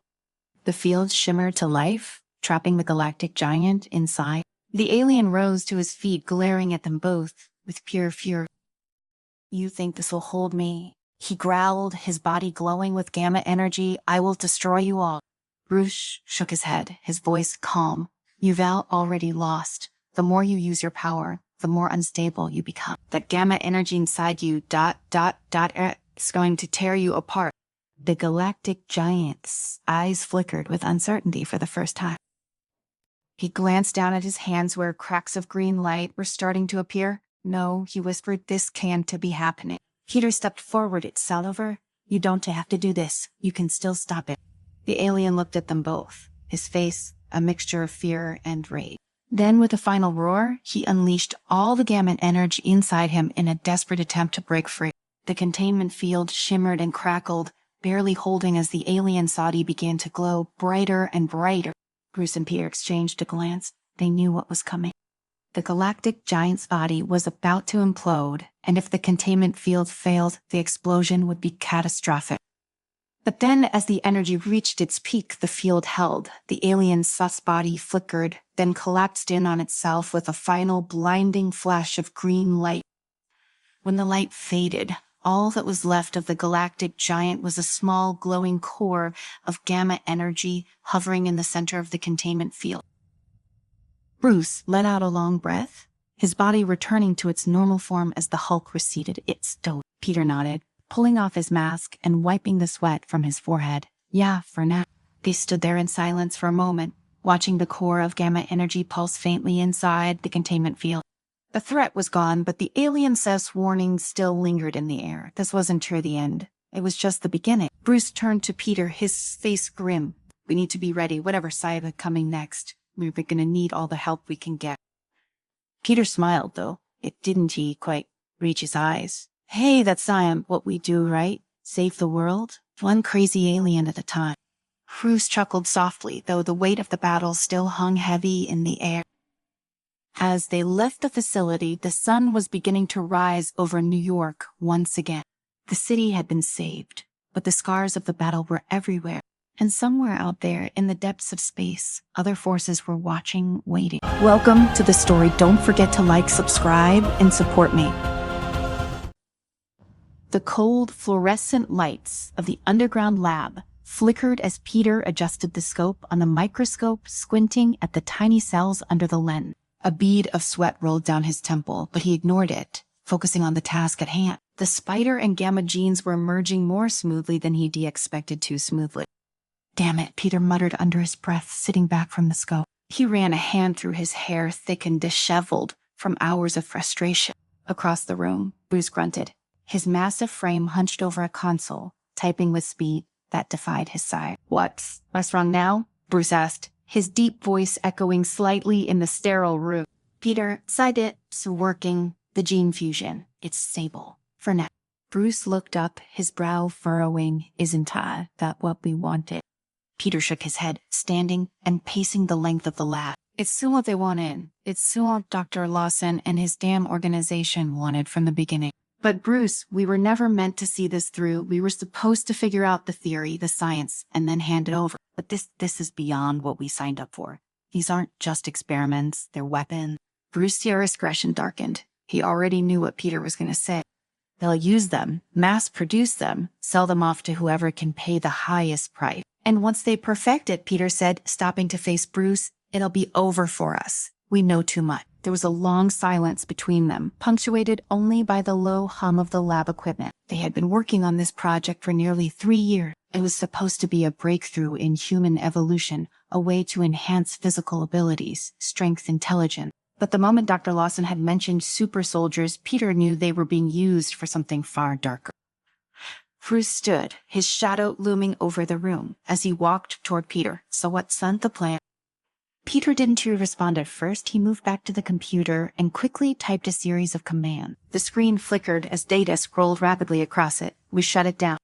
Erase everything, destroy the samples, and get the hell out of here before Lawson finds out what we've done. Before Bruce could respond, the door to the lab slid open with a soft hit. Dr. Lawson strode in, his polished shoes clicking on the tile floor. His sharp, pale features glinted in the harsh lab light as his cold blue eyes surveyed the room. "Gentlemen," he said with a smile that didn't reach his eyes, "how are our experiments progressing?" Peter's heart hammered in his chest, but he forced a casual expression. "They were progressing, but we still have a lot of work to do before we can fully stabilize the fusion." Lawson's smile widened, though it was anything but warm. "I see." He took a few steps closer, his gaze sliding over the equipment. "I am sure you'll do everything necessary to see this project to its conclusion." Peter clenched his jaw. He hated how Lawson spoke, as if they were pawns in some sick game. "Of course," he replied, though the words tasted bitter. Lawson lingered for a moment, longer, his gaze sharp and predatory. "Good. Keep up the excellent work." With a nod, he turned and exited the lab, leaving the air heavy with tension. Peter exhaled slowly, glancing at Bruce. "We need to move faster." Bruce nodded grimly. "Agreed." That night, Peter and Bruce worked in silence, erasing files, deleting every trace of their research from the system. Every keystroke felt like a countdown to their escape. They knew that once the data was gone, it wouldn't be long before Lawson and his goons figured out what was happening. Suddenly, the security alarms blared, red lights flashed across the lab walls, and a metallic voice droned over the intercom. "Security breach detected, lockdown in progress." Peter's heart leapt into his throat. "Shit." Bruce was already moving. "They ran to us. We have to go now." They grabbed what little equipment they could carry, portable drives with the last bits of encrypted data they hadn't managed to wipe yet, and bolted from the lab. The hallways were bathed in flashing red light as the lockdown doors began to seal shut. "We won. Make it to the surface," Bruce growled, his muscles straining as he sprinted beside Peter. "We'll probably be trapped down here." Peter's mind raced. He didn't know what to do, where to go, but then a thought struck him. The sub-level, the old experimental chambers, they were not on the main grid. Bruce didn't hesitate. They veered left, sprinting toward the elevator that led to the sub-level. The air grew colder as they descended, the hum of the elevator filling the tense silence between them. The doors slid open, revealing a dark, deserted corridor. This part of the facility hadn't been used in years, ever since the experiments down here were deemed too dangerous. But that was exactly why it was perfect. They hurried into one of the chambers, slamming the door behind them. Peter locked it manually, hoping it would buy them some time. "We can hide here for a while," Bruce said, catching his breath, "but we can't stay long. They'll send teams after us." "I know," Peter replied, pacing the room. His mind was spinning. They needed to get out of the facility and far away from Lawson's seaweed. But without more data, without understanding how the gene fusion could be reversed, they were walking time bomb. Suddenly, a strange sensation washed over him. His skin tingled, his vision sharpening, becoming almost too clear. He stumbled, clutching his head, as a wave of dizziness hit him. Bruce's voice sounded distant, muffled. Peter looked up, blinking as the world seemed to tilt. His hands, his fingers were moving faster than his brain could process. His strength, his reflexes, they were changing. "Bruce," Peter rasped, "it's happening. The fusion, it's starting." Bruce's eyes widened as he stepped back, realizing that the same thing was happening to him. His body felt like it was on fire, his muscles bulging with raw, uncontrollable power. His vision pulsed with green hues and his skin prickled with gamma energy. They had no time to fully comprehend what was happening before a deafening crash echoed through the chamber. The door buckled, and the sound of heavy boots approached. They found as Bruce growled, his voice rough and distorted, his gamma-fueled rage was bubbling just below the surface. Peter's heart pounded. They were entirely ready to fight. They barely understood what they had become. But they had no choice. If they stayed, they'd be captured or worse. As the door burst open, armed soldiers flooded into the room, their weapons raised. Peter's assassin instincts kicked in, and before he could think, he was moving his enhanced speed and agility, allowing him to dodge bullets with ease. Bruce roared, his massive fists slamming into the soldiers, sending them flying across the room like ragdoll. His strength was monstrous, unstoppable, but his rage was barely contained. Peter Bruce shouted, his voice barely human. "We have to get out of here." Peter nodded, his mind racing. The power surging through his body was exhilarating, terrifying, but they couldn't stay, not if they wanted to live. They fought their way through the soldiers, the sound of gunfire and screams filling the air. Peter moved with the grace and precision of a spider scaling walls and taking down enemies with swift, lethal strike. Bruce was a force of nature, smashing through anything in his path. Together, they tore through the facility, leaving destruction in their wake. But as they reached the surface, Peter knew their fight was far from over. The real battle was just beginning. Peter and Bruce burst through the doors of the facility, the cool night air hitting their faces like a splash of water. The sudden change in atmosphere did little to quell the fire coursing through their veins. Behind them, the facility's alarms wailed in the distance, punctuated by the shouts of soldiers and the roar of engines as more troops mobilized to track them down. Peter's head was spinning, not just from the adrenaline, but from the strange sensations moving through his body, his skin prickling as his enhanced senses picked up everything around him. He could feel every subtle vibration in the ground, every flutter of movement in the shadows. It was overwhelming, but he had no time to stop and process it. Beside him, Bruce was struggling too. His hulking form moved with a speed and strength that seemed impossible for a man of his size. But it was clear that the gamma energy raging within him was barely under control. His muscles twitched, his jaw clenched as though he was fighting off a transformation that threatened to consume him completely. "Where do we go?" Bruce growled, his voice a deep rumble as they sprinted into the forest that lined the outskirts of the facility. His eyes glowed faintly green in the moonlight, a sign of the gamma power still surging through him. "They'll hunt us down like dogs." Peter didn't respond immediately, dodging branches and leaping over rocks with a newfound agility that should have shocked him but felt eerily natural. He could hear the hum of the facility helicopters starting up in the distance. They had only a few minutes before the sky would be crawling with searchlights and drones hunting them down. "We need to find Emily," Peter said, his breath coming in ragged gasps as they ran. "She's the only one who can help us now." Bruce shot him a glance, his brow furrowing. "You sure we can trust her?" Peter didn't have a choice. Emily Clark had been the lead geneticist on the project years ago before she walked away, disgusted by the military's agenda. She was their only lead, someone who knew the ins and outs of the research better than anyone still inside the facility. If anyone could help them figure out how to reverse or at least control what was happening to them, it was her. "We don't have time to second guess this," Peter said. "We were not going to make it much longer like this." Bruce grunted in response, but didn't he argue? The trees around them blurred as they picked up speed, their genetically enhanced bodies allowing them to move faster than they ever thought possible. It was a strange, exhilarating sensation, but also terrifying. Peter could feel the power inside him growing, and he had no idea how long he'd be able to keep it in check. They ran for hours, covering miles with ease, until they finally reached the outskirts of a small remote town tucked away in the mountains. The night was quiet here, a sharp contrast to the chaos they had just escaped. Peter slowed his pace, his lungs burning but recovering faster than they should have. Bruce came to a halt beside him, his massive chest heaving as he struggled to control his breathing. "There," Peter said, pointing to a small cabin hidden behind a grove of trees. It was old and weathered, the kind of place someone would go to disappear. Bruce raised an eyebrow. "This where she's someone hiding?" Peter nodded. "It's said in the last address I have for her. If she's still here, she'll help us." They approached cautiously, staying in the shadows. Peter knocked on the door, his heart pounding in his chest. For a long moment there was silence, then the sound of footsteps inside. The door creaked open, revealing a woman in her late 30s, her hair tied back in a messy bun, eyes wide with surprise and fear. "Peter," Emily said, her voice barely above a whisper. He nodded, swallowing hard. "We need your help. It's so happening again." Emily's expression hardened as she glanced behind him, taking in Bruce's towering form. Without a word, she stepped aside, motioning for them to enter. Once inside, the air was thick with tension. Peter and Bruce stood in the small living room, surrounded by stacks of papers and old research equipment. Emily closed the door and leaned against it, her arms crossed over her chest. "You should have known better than to go back to that place," she said, her tone sharp. "I warned you both." Peter winced. "We didn't have a choice. They forced us into it." Bruce, who had been silent up until now, let out a low growl.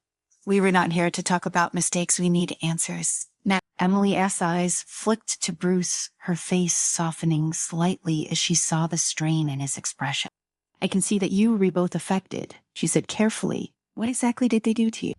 Peter quickly explained what had happened at the gene fusion, the experiments, the powers they now possessed, and the danger they were in. Emily listened without interrupting, her expression growing darker with each passing moment. When he finished, she sighed and ran a hand through her hair. "I knew it was only a matter of time before they pushed the experiments too far," she muttered. "The fusion, you were describing it, is unstable. You were lucky it hasn't killed you yet." Peter's stomach clenched. "Is there a way to stop it, to reverse it?" Emily hesitated. "Maybe, but it's all not going to be easy. The fusion process wasn't designed to be undone. Once those genes are integrated into your DNA, they become part of you." Bruce's fists clenched at his sides. "So we were stuck like this?" "Not necessarily," Emily said, her tone cautious. "There's a chance I could create a serum that would stabilize the fusion, make it so you could control the powers without them consuming you. But it is risky." Peter's heart leapt with a mix of hope and fear. "What do you need?" "I'll need access to some of the original research data," Emily said. "The data you two destroyed when you fled." Peter's shoulders sagged. "We did manage to wipe all of it. Some of it is still on portable drives we took with us." Emily nodded, her mind already working through the possibility. "Good. Give me those drives, and I'll see what I can do. But you will need to keep a low profile. If Lawson finds out where you are, he'll send everything he's got after you." As if on cue, the sound of approaching helicopters filled the air, their blades slicing through the night sky. Bruce tensed, his eyes flashing with anger. Too late. Emily's face paced. "How did they find you so fast?" Peter, stomach churned. "We have to go now." They grabbed the portable drives and bolted for the back door, Emily leading the way. The helicopters were closing in, their searchlights cutting through the trees like knives. Peter's enhanced senses picked up the sound of boots hitting the ground. Soldiers were already on their trail. "We were not going to outrun them this time," Bruce growled, his muscles rippling with barely contained rage. Peter knew he was right. They were outnumbered, outgunned, and even their enhanced abilities wouldn't be enough to take on an entire battalion, but they had no choice.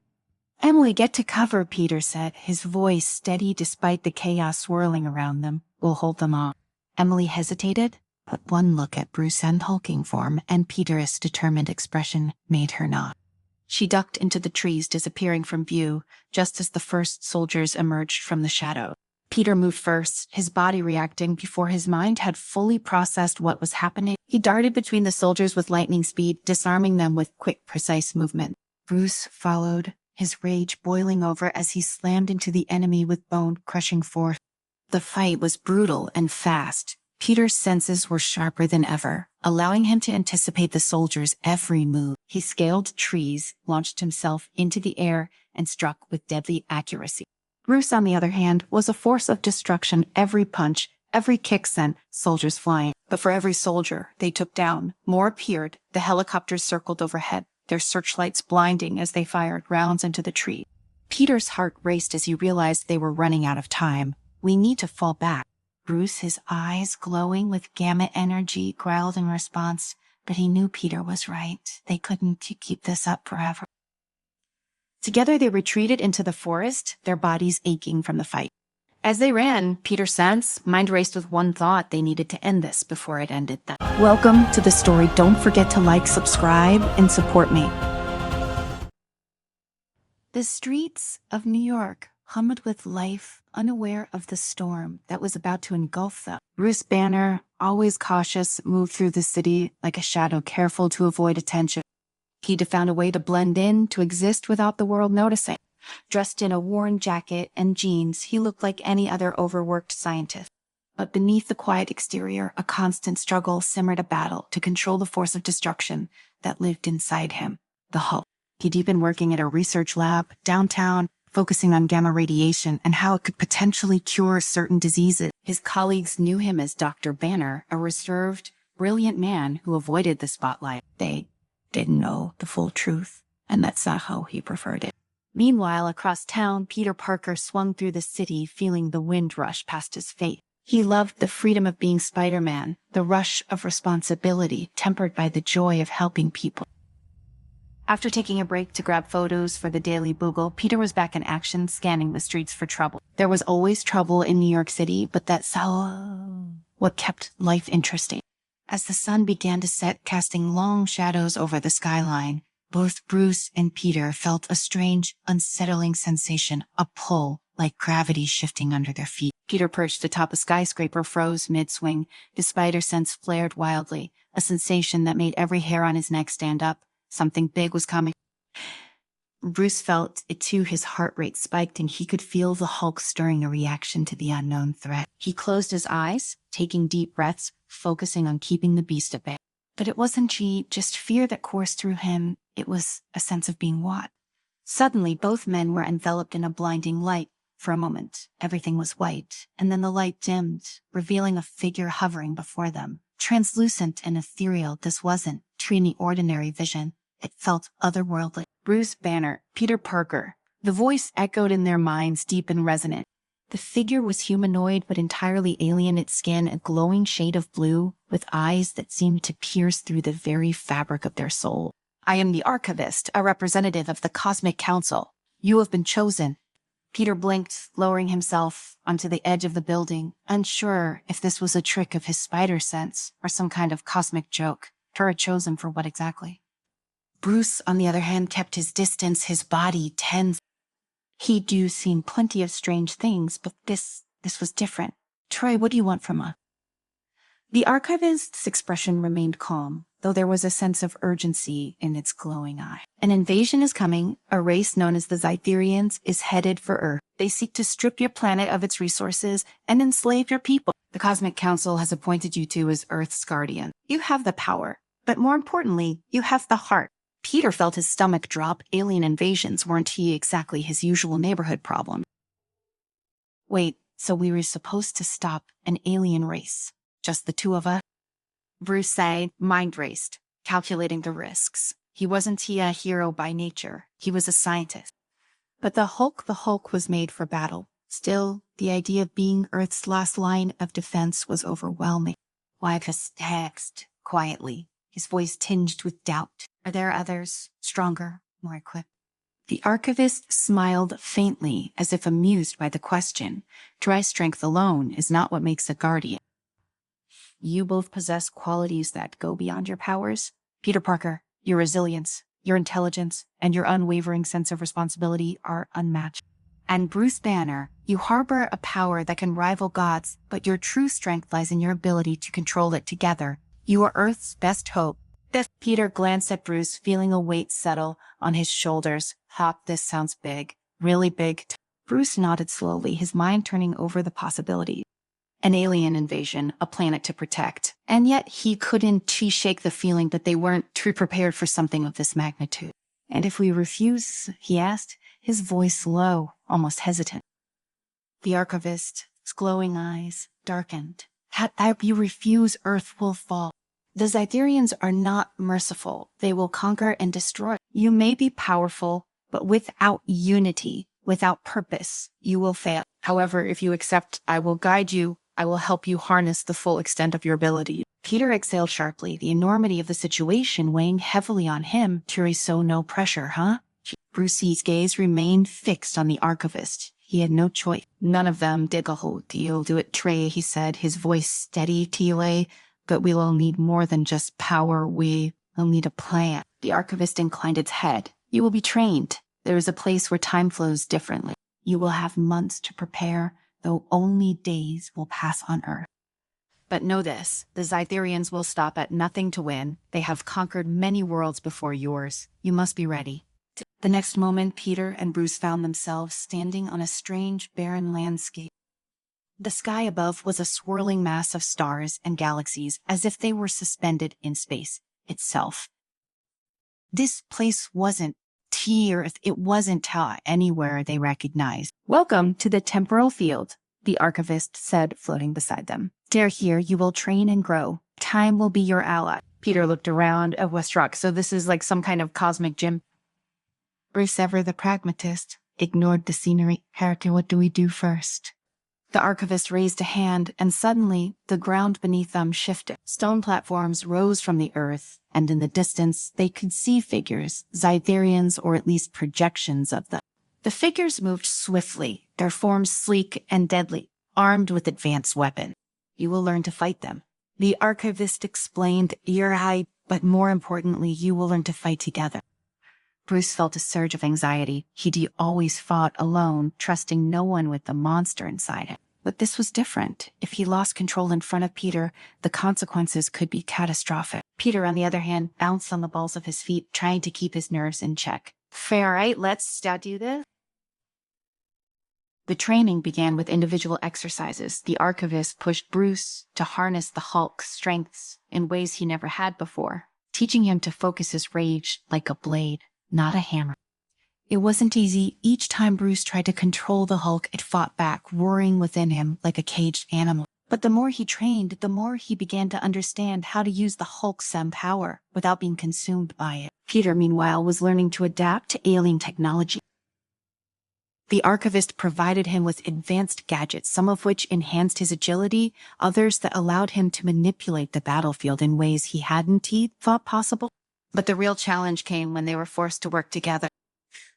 Bruce in Hulk form would charge headfirst into battle, relying on brute force to overwhelm the Scytherian. Peter, more strategic, would try to outthink them, using his web-slinging abilities to trip and trap their opponent. But their approaches often clashed. Bruce's aggression sometimes disrupted Peter's plans, and Peter's caution frustrated the Hulk's instinct to smash. After one particularly grueling session, Peter collapsed onto the ground, panting. We were getting nowhere, he muttered, wiping sweat from his brow.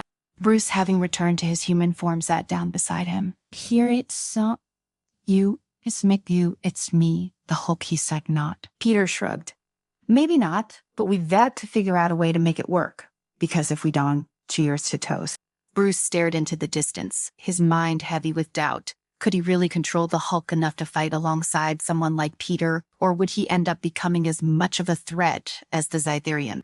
Bruce's gaze remained fixed on the horizon of the strange training ground, the alien stars casting a cold light over the barren landscape.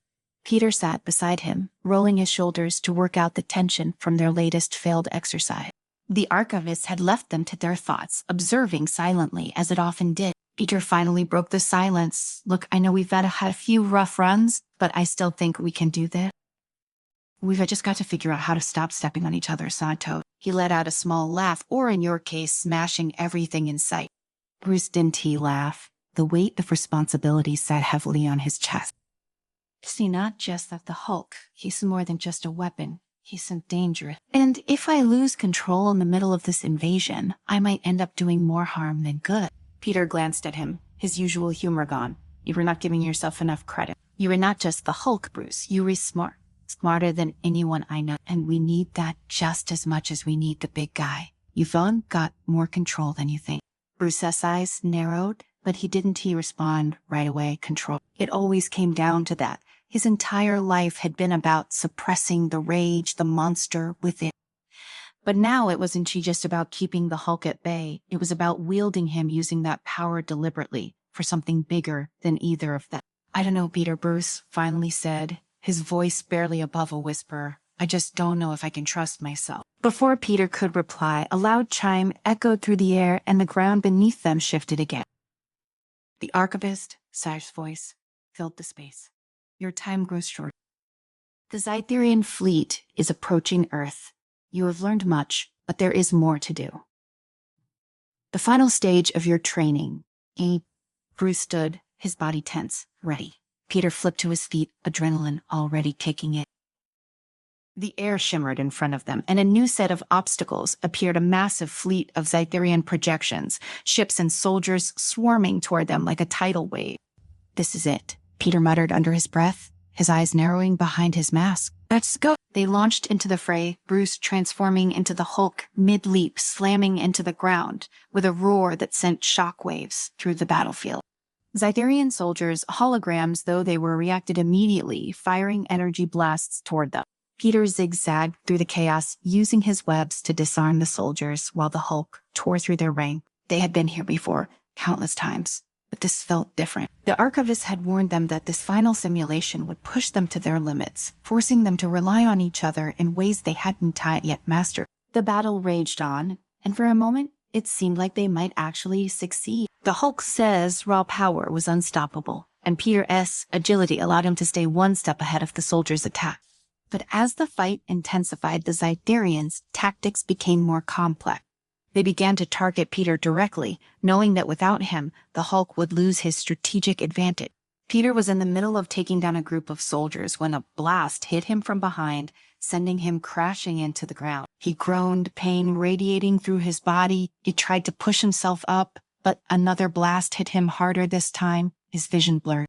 "Banner," he shouted, his voice strained. "I need some help over here." The Hulk turned, but before he could reach Peter, a swarm of Scytherian soldiers closed in around him, overwhelming him with sheer numbers. For a split second, Bruce felt his control slipping. The rage bubbled up inside him, threatening to consume him entirely. He let out a guttural roar, the ground cracking beneath his feet as the Hulk's strength surged beyond even his usual limit. Peter saw it happening and felt a surge of panic. He'd seen the Hulk lose control before, and if it happened here, they were done for. "Bruce, no," he yelled, struggling to his feet. "Stay with me, man. Don't let it take over." But the Hulk wasn't listening. The Scytherians continued to press in, and with each attack, Bruce's grip on his humanity weakened. His eyes, glowing green with fury, locked onto the enemies around him, and for a terrifying moment, Peter thought he'd lost his friend to the monster. Desperation kicked in. Peter leaped forward, ignoring the pain coursing through his body, and landed in front of the Hulk just as he was about to crush a Scytherian soldier under his fist. "Bruce, it's me," Peter yelled, his voice cracking with urgency. "You've got to stay in control. You're not going to make it if you don't." For a second, it looked like Bruce might ignore him, but then, slowly, the Hulk's iron fist lowered, and the fury in his eyes dimmed just enough for Bruce's voice to cut through the chaos. Peter nodded, swallowing hard. "Yeah, buddy, I am right here. We were in this together." The archivist's voice rang out again, louder this time. "You are close. You must work as one, only then can you defeat the Scytherian." The words hit Bruce like a cold shower, and he forced himself to take a deep breath, to let go of the mindless rage. He focused on Peter, on their bond, on the mission. Slowly, the Hulk's posture shifted from pure aggression to controlled power. Peter gave him a small, strained smile. "Now that's more like it. Ready to finish this?" The Hulk nodded, a low growl rumbling in his chest together. They turned toward the remaining Scytherians, their movements in sync now. Bruce channeled his strength more precisely, smashing through the enemy lines with calculated strikes, while Peter used his speed and intellect to disable key targets, creating openings for Bruce to strike. As they fought, the Scytherian fleet above them began to weaken. The archivist had been right. The key to their victory wasn't to track just their individual powers, but their ability to trust each other, to fight as a team. They had finally found their rhythm, and it was unstoppable. One by one, the Scytherian ships fell, and the soldiers on the ground began to retreat. The battlefield, once chaotic and overwhelming, became eerily quiet as the last of the Scytherian forces crumbled. Bruce, still in Hulk form, took a deep breath, his muscles relaxing. He glanced at Peter, who was leaning against a fallen piece of debris, catching his breath. "We did it," Peter said, a note of disbelief in his voice. The archivist appeared before them, its expression unreadable. "You have passed the final test. You are ready to face the Scytherian invasion." Bruce slowly transformed back into his human form, exhaustion washing over him. "I don't feel ready," he admitted, wiping sweat from his brow. Peter laughed weakly, saying, "But I guess we don't have much of a choice."